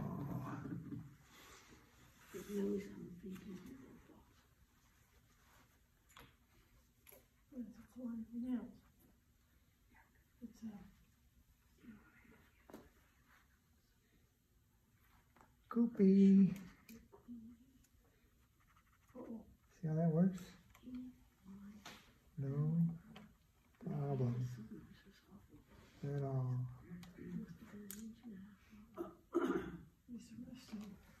So that's pretty wet, man. That's so you know, we got to probably stop now, but it needs a little bit of overall tying together, but the technique is really strong. There's no real. I gotta, you know, add the darks up here in the dome, on the peak of the dome, and I gotta start connecting shapes a little better, and introducing windows and archways and all that stuff down in here. You promised you weren't going to count windows. Yeah. So the shadow is always darker. I mean, I know this building's a little darker than this building, but the cast shadow is always darker than the shadow side, because the shadow side is picking up all kinds of reflected light. But the cast shadow really doesn't pick up a lot of reflected light. So I can make it dark here too, if I have time to do this one little thing just first. I don't think we're going to get out of here by 10, but we'll be close. Right here. There.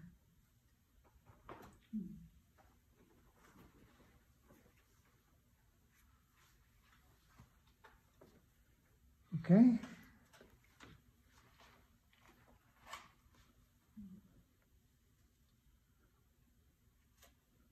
So these turned out okay. That softness, that's exactly, you know, kind of stuff you want in there. And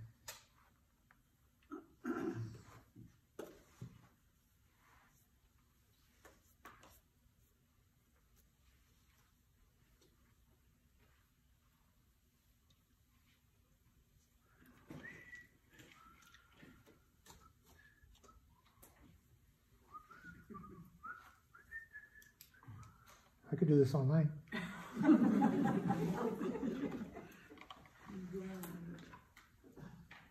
It's so hard to get in the zone. It really is. But once you're in the zone, you don't want to leave it. I'm not leaving.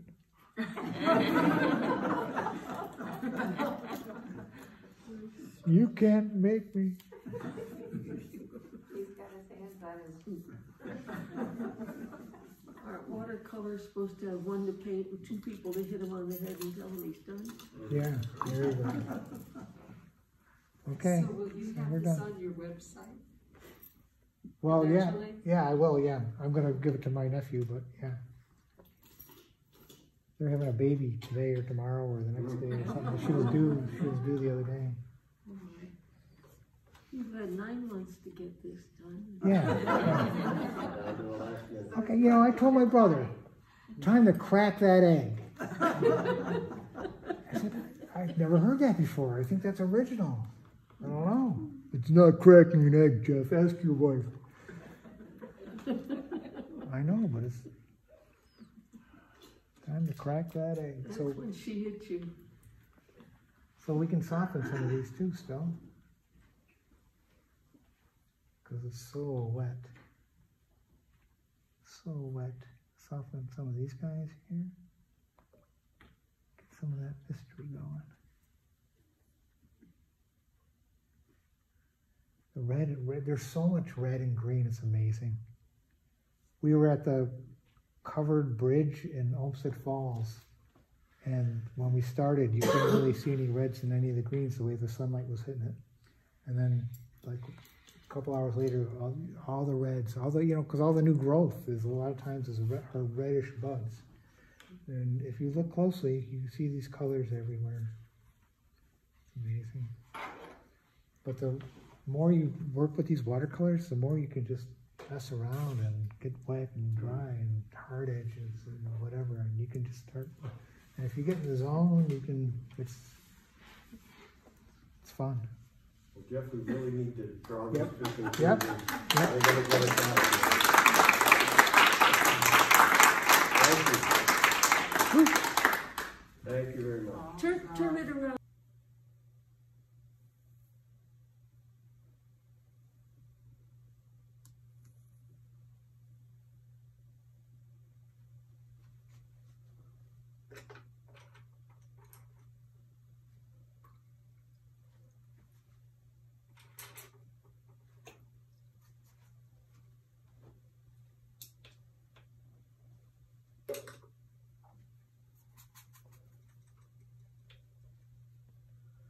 All right, brought the painting home. Got kicked out of the Barlow Community Center. And now we're gonna finish this up.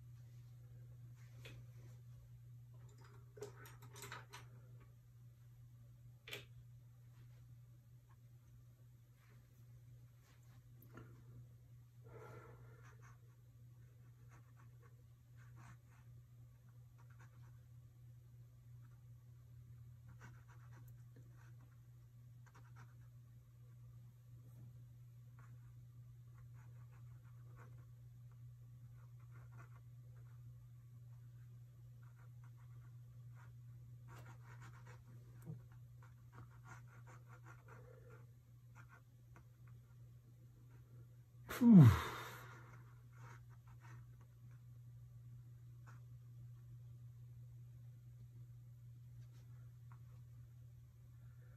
Dots, dashes, dashes, dots.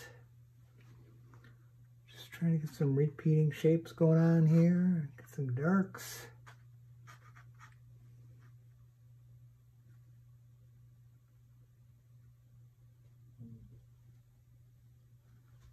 Make sure we step away a little bit.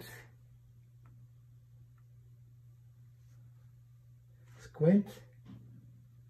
Do a lot of squinting.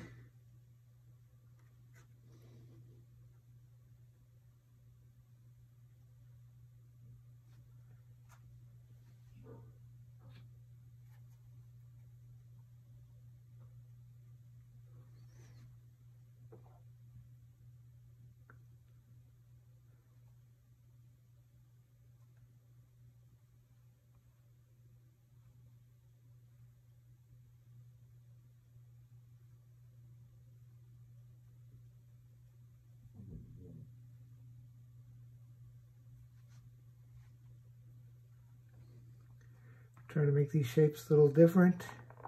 Woo.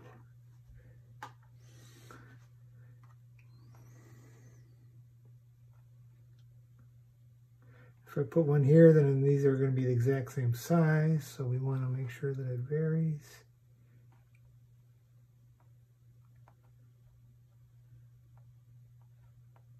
There we go.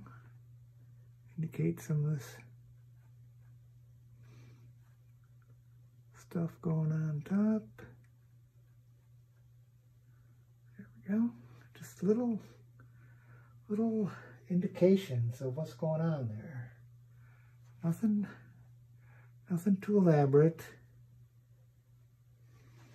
Just little bips and bops.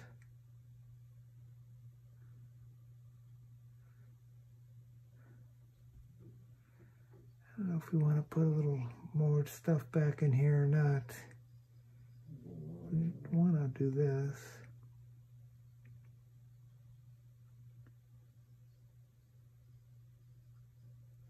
Pop that out a little bit. Oh, let's see here. Maybe some stuff back in here. Just a little bit. Maybe we'll make it bluer.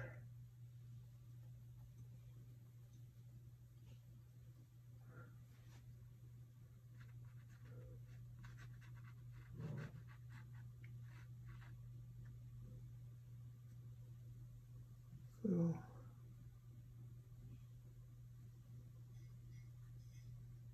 stuff like this.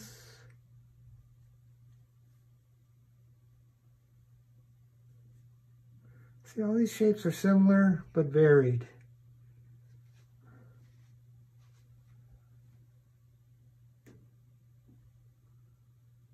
Similar but varied. Let's get a little bit more alizarin crimson in here. Purpler. Just a little more of this stuff. A little more city activity.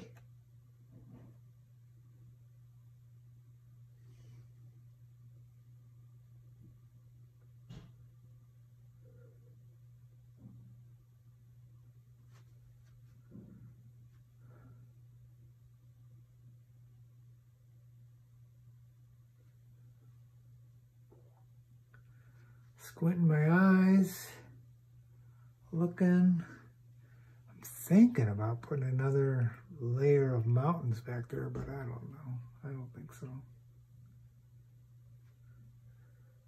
Just more dips and bops. More roof activity here.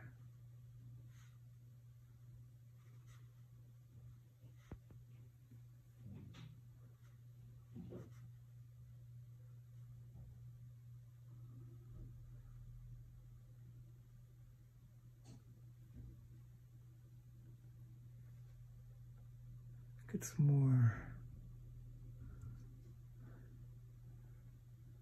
indicate a little, some of these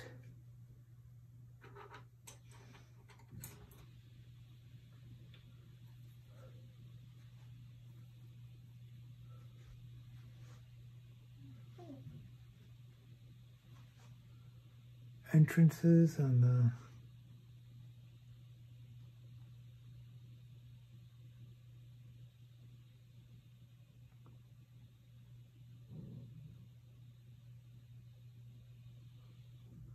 buildings.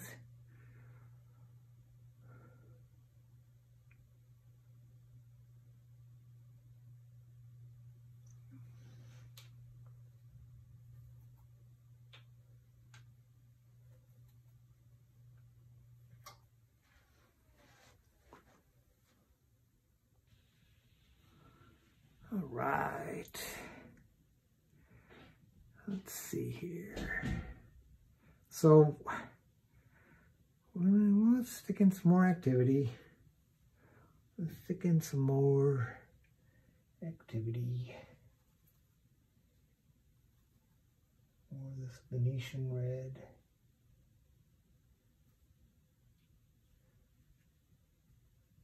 Type of color.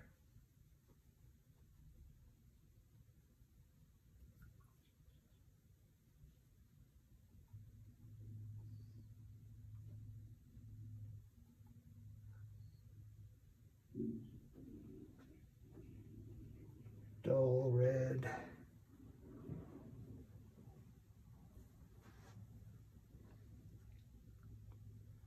Rooftops.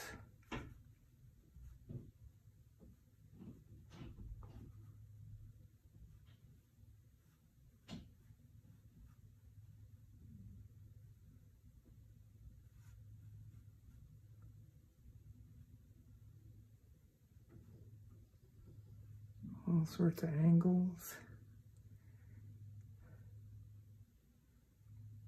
Nothing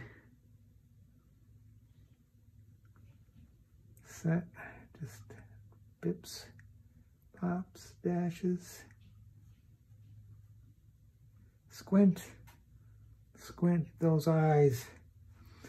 A little red section going on through here, just like I had painted originally.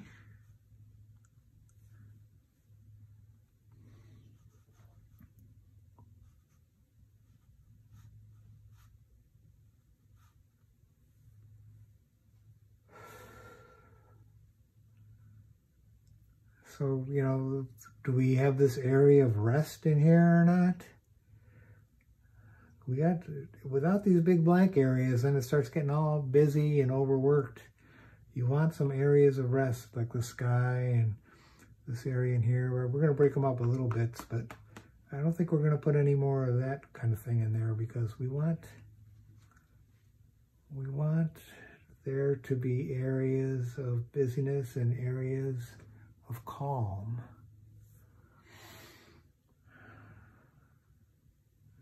Let's break out this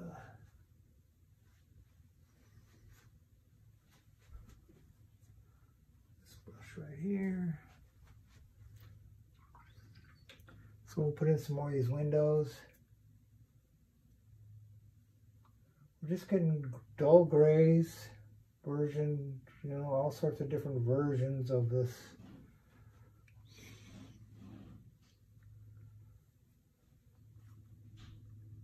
These grays.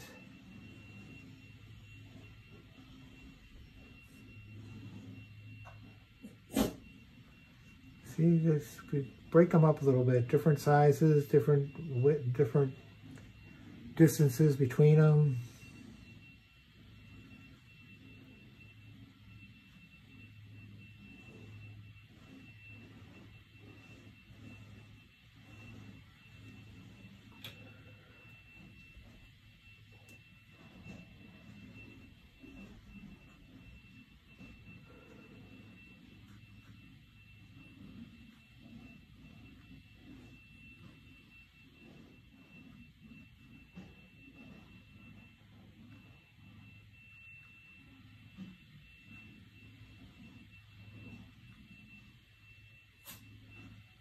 There we go.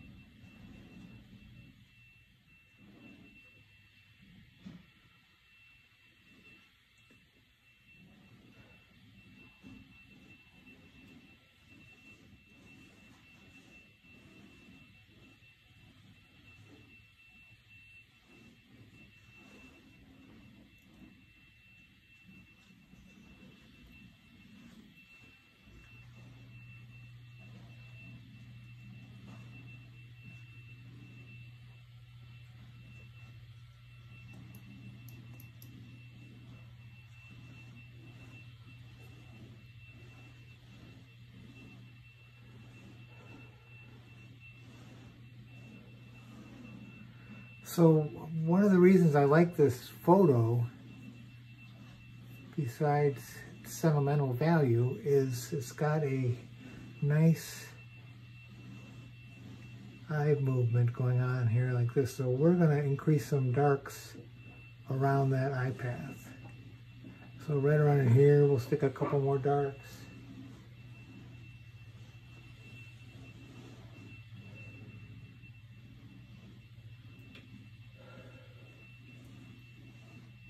It's got a big V. And it's also got this, with these darks here, it's got a nice rhombus shape, which is good.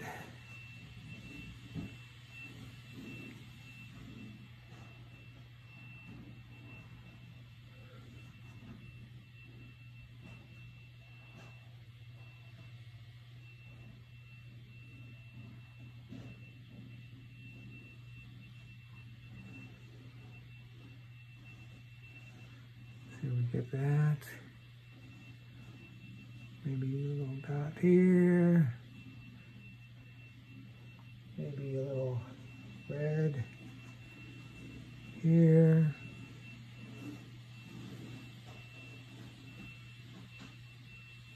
And then we'll leave this alone in here. And we'll start moving over into here and making some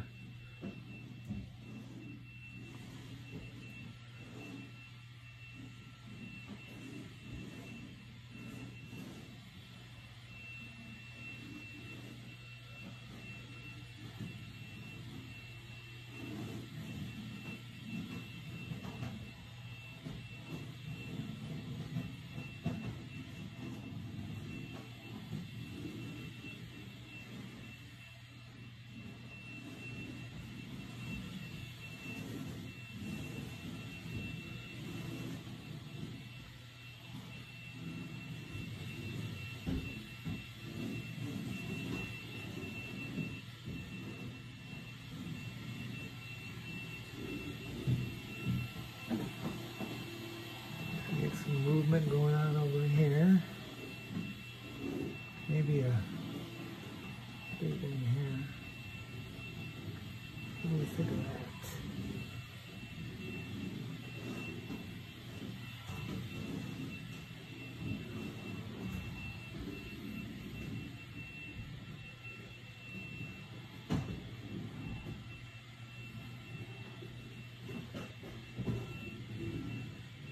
Get the dark on this.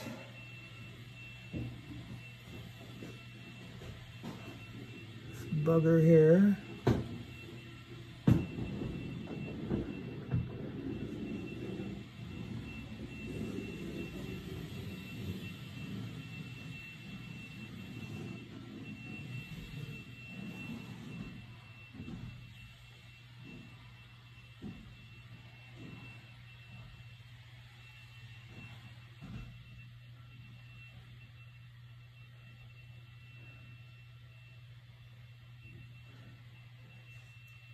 Maybe some little pieces up in here.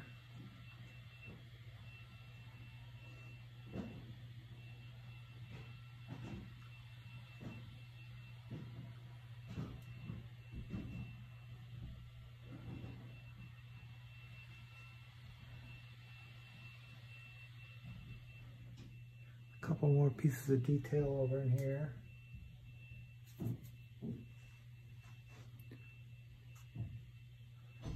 Looks like there's a bridge there with a bunch of arches.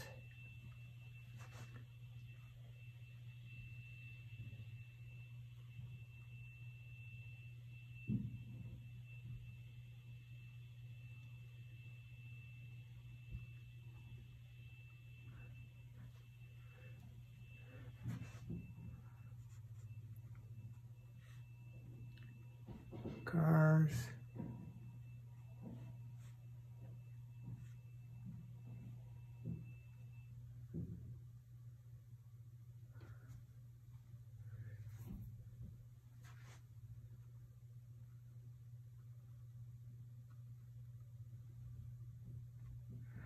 So this 3 and 3 is way too similar, so we're going to wipe that out and maybe figure something else out, huh? The one's fine.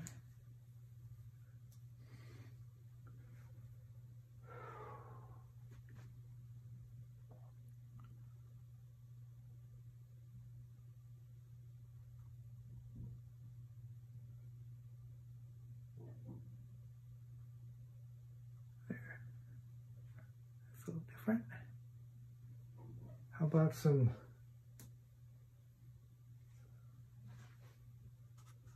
horizontals? To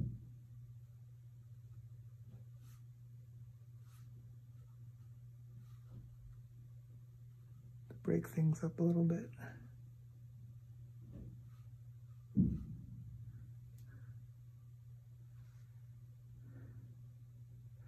Bips and bobs.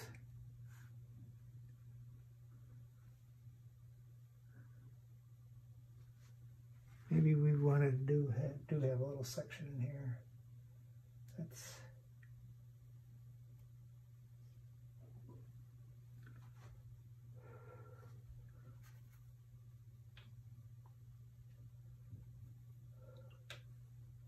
see, all these grays are a little different.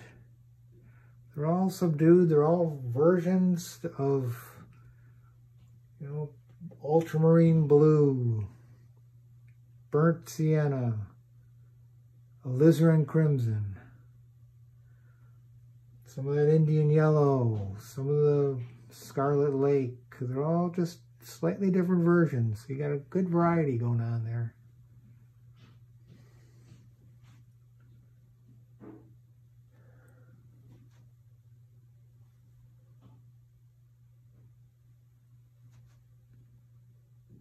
Maybe just a touch here.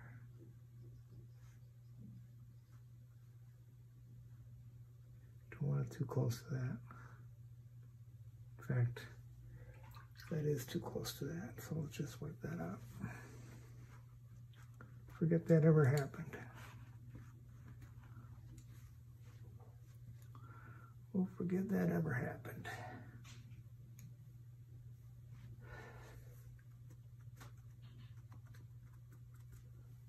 Next time we put it down, we'll put it down here so that it's more varied.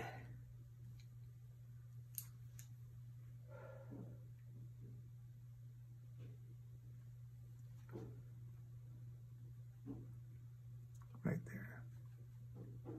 Boom. Booyah.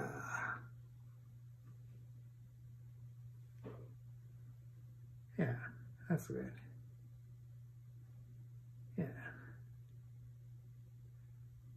And we're gonna stick some more purple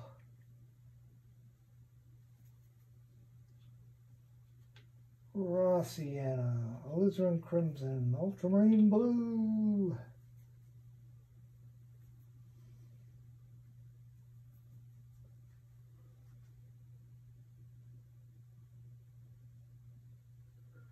And you can vary it, so we're going to add a little bit more raw sienna here.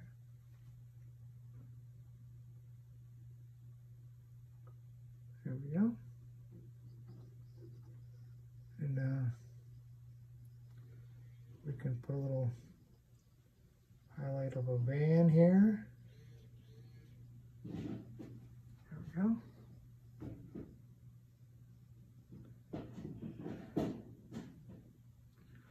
We're getting there. We're going to stick some windows on our foreground building here.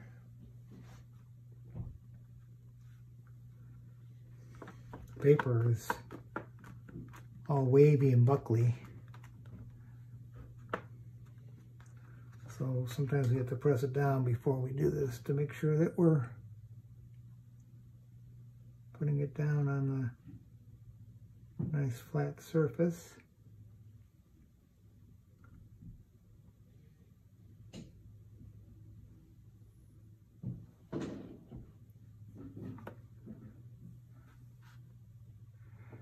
Oh, Jesus. Let's see here. do that. Same thing.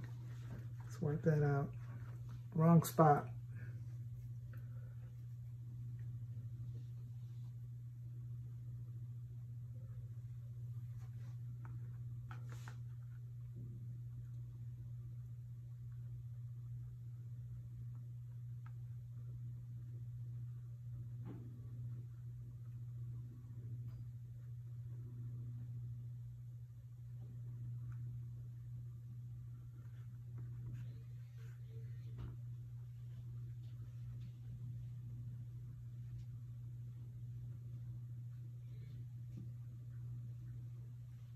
There we go. There we go. I'm going to stick one down there too for the heck of it. Maybe one here. Maybe one there.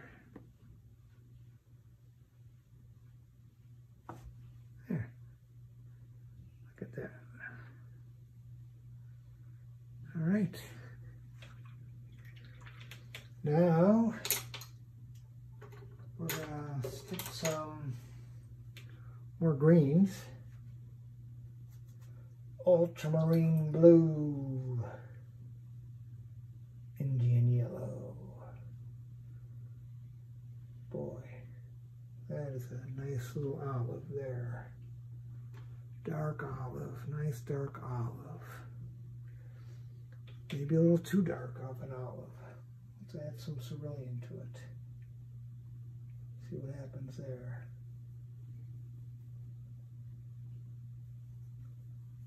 There's a brighter olive.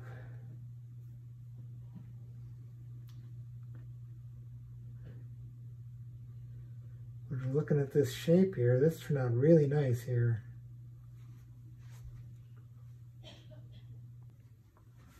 Let's maybe pick up on that a little bit. Maybe put a bloop here and soften it with some clear water. Shake it twice, soften.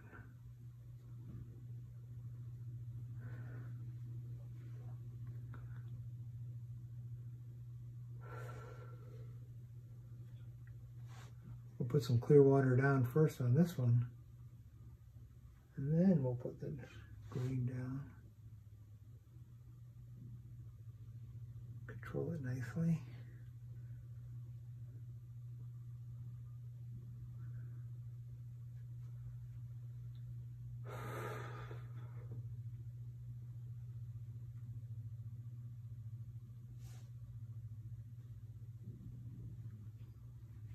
We can stick some reflections up here too of these trees.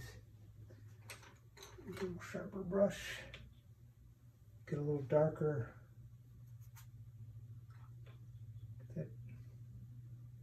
Wow, what if we used burnt umber? We wouldn't even have a green, but if we just added it to this green, then we get a nice dark green. Nice and dark. There we go.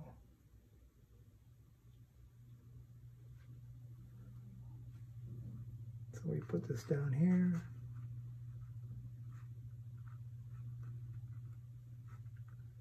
Echo the round shapes. Put this beam up there. Stick this guy here.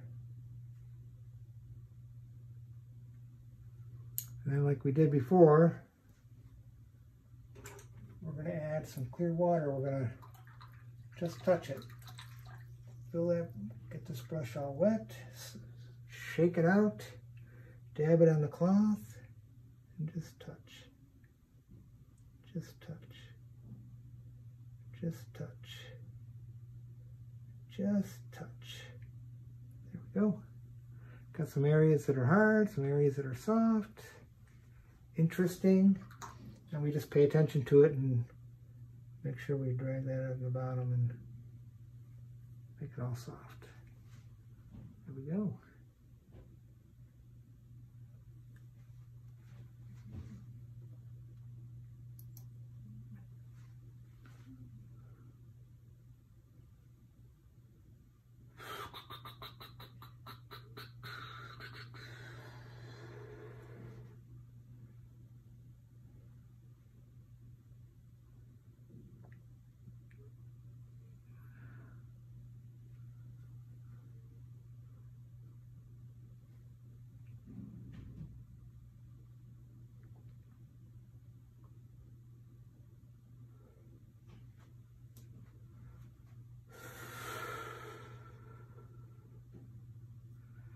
maybe, what if we pull out the rigger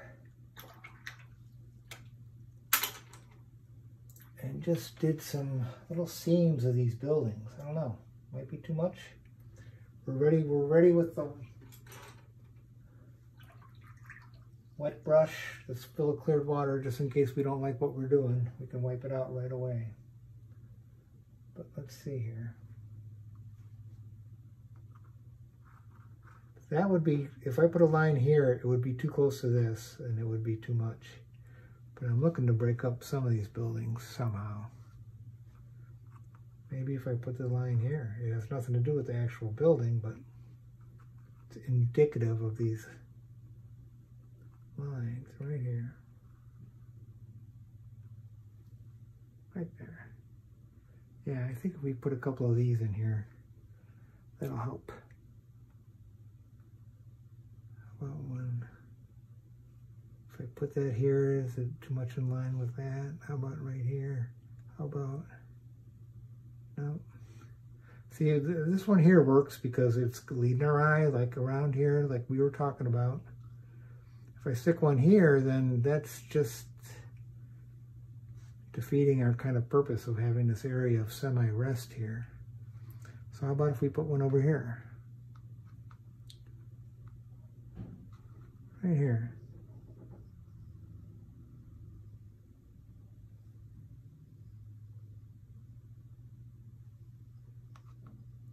And how about one over here?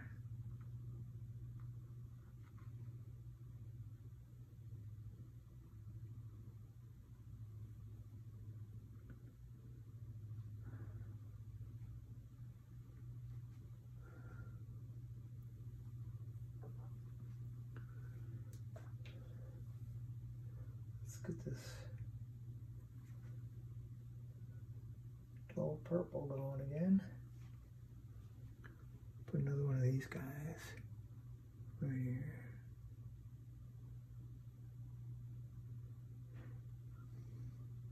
Get that moving back and forth, zigzagging. How about another one up in here? Or should we want this area of rest? That's the thing. We're always trying to figure it out. We want to aim for the freshness.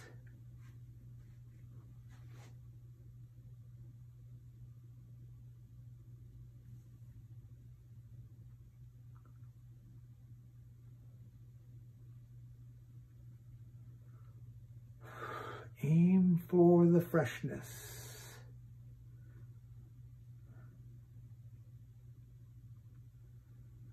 We're almost.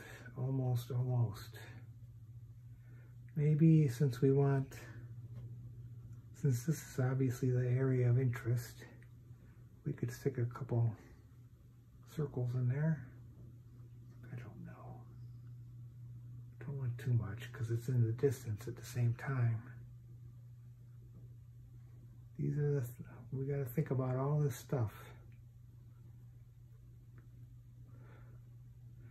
We're trying to get interesting shapes. Varied yet similar. Repetition with variety. Basically the same thing is true with the colors. Repetition with variety. The blues get repeated throughout the painting. The green has the yellow in it. The yellow's up there. The purple's all around. Different shades of the purple. The red is repeated everywhere.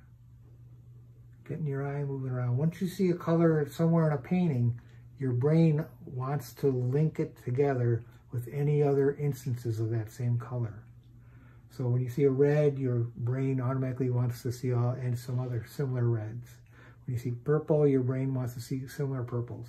So if you repeat those colors moving throughout the painting, you get good eye movement, it entertains the viewer, and everyone is happy. Is this too blank here? Do we gotta do something? A little green.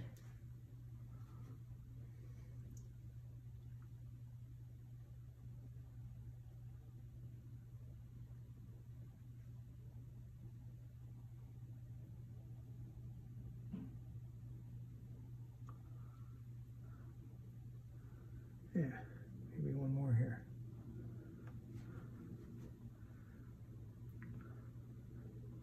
Yeah, that really helped it right there. And maybe a couple windows there.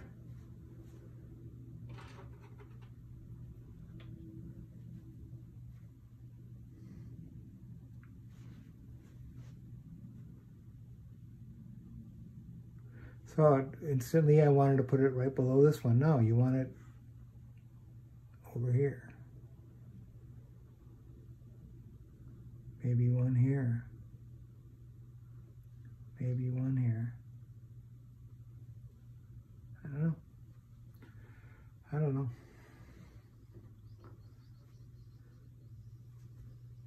Maybe just a couple right in here. I don't know what this dark thing is here. I don't know.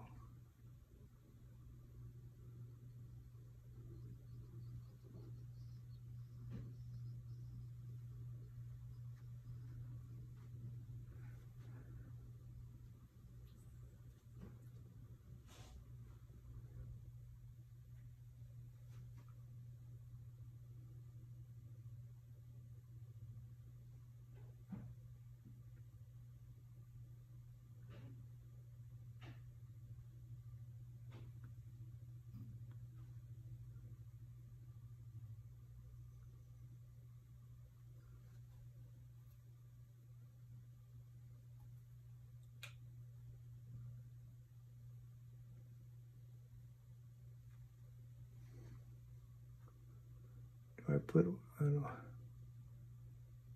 put one here? What if we put one here?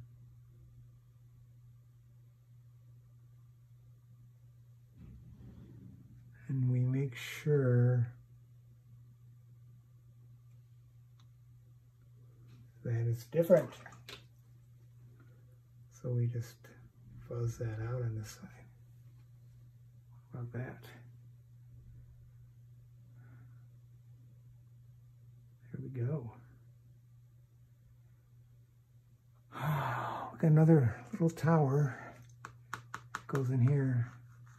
Don't know if we need that or not.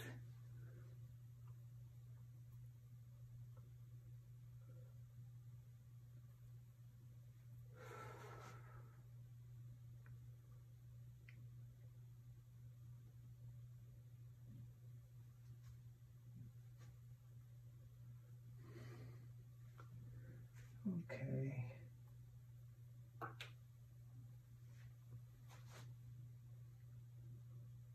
Let's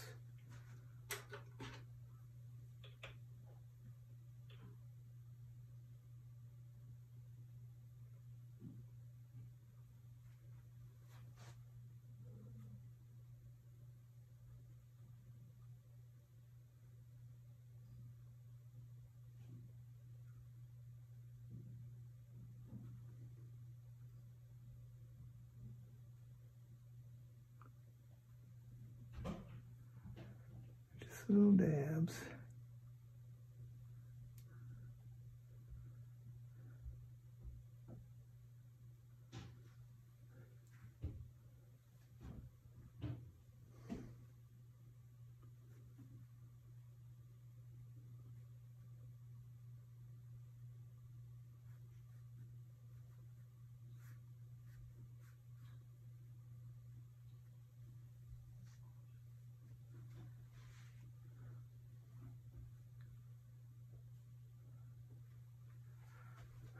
We could always put some shadows in on this thing, on these little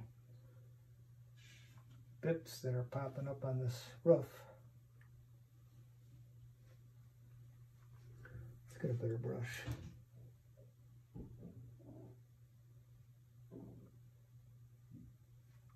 Just plunk them down.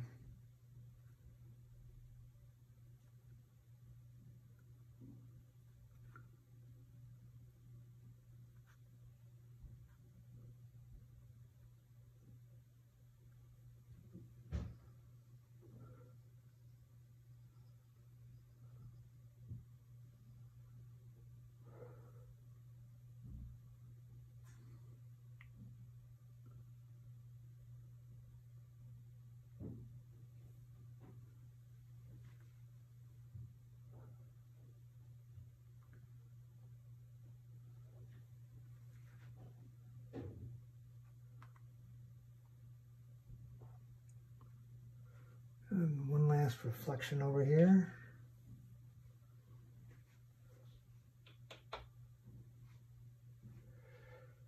Oh, raw sienna. Burnt umber.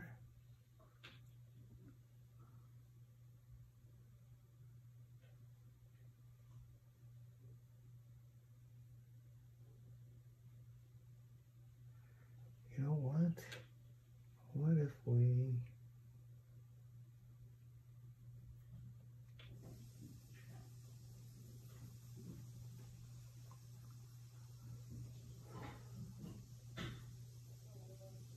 What if we...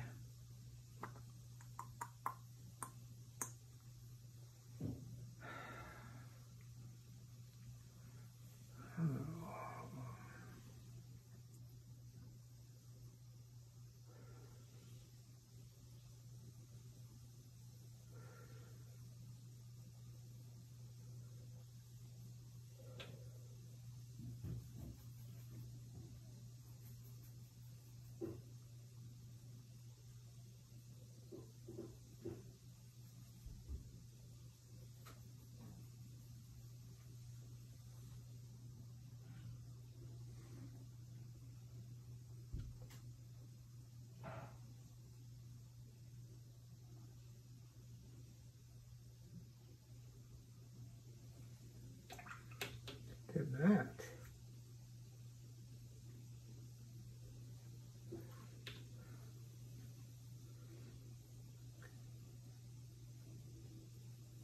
There we go.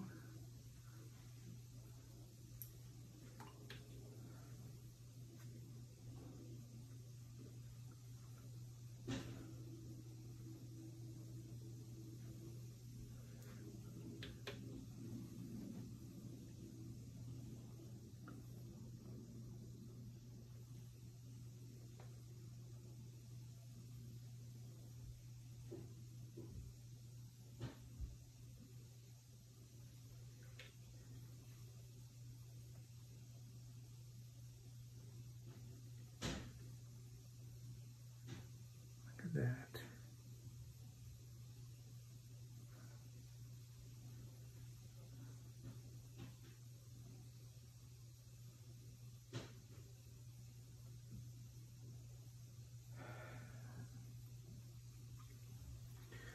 Couple more. I'm afraid I might be I don't want to kill it. We don't want to kill it. But we don't want to leave it wanting either.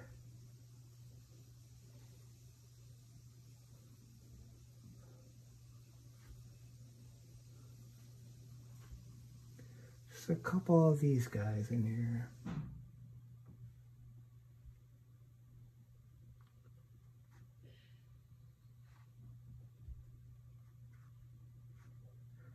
And knife this brush.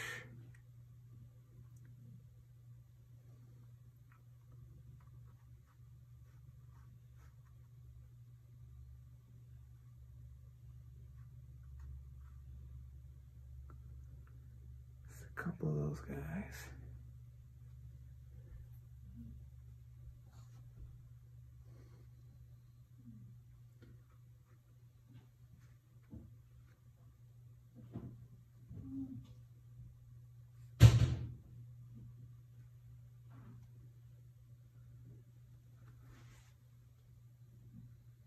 All right, I think that's it.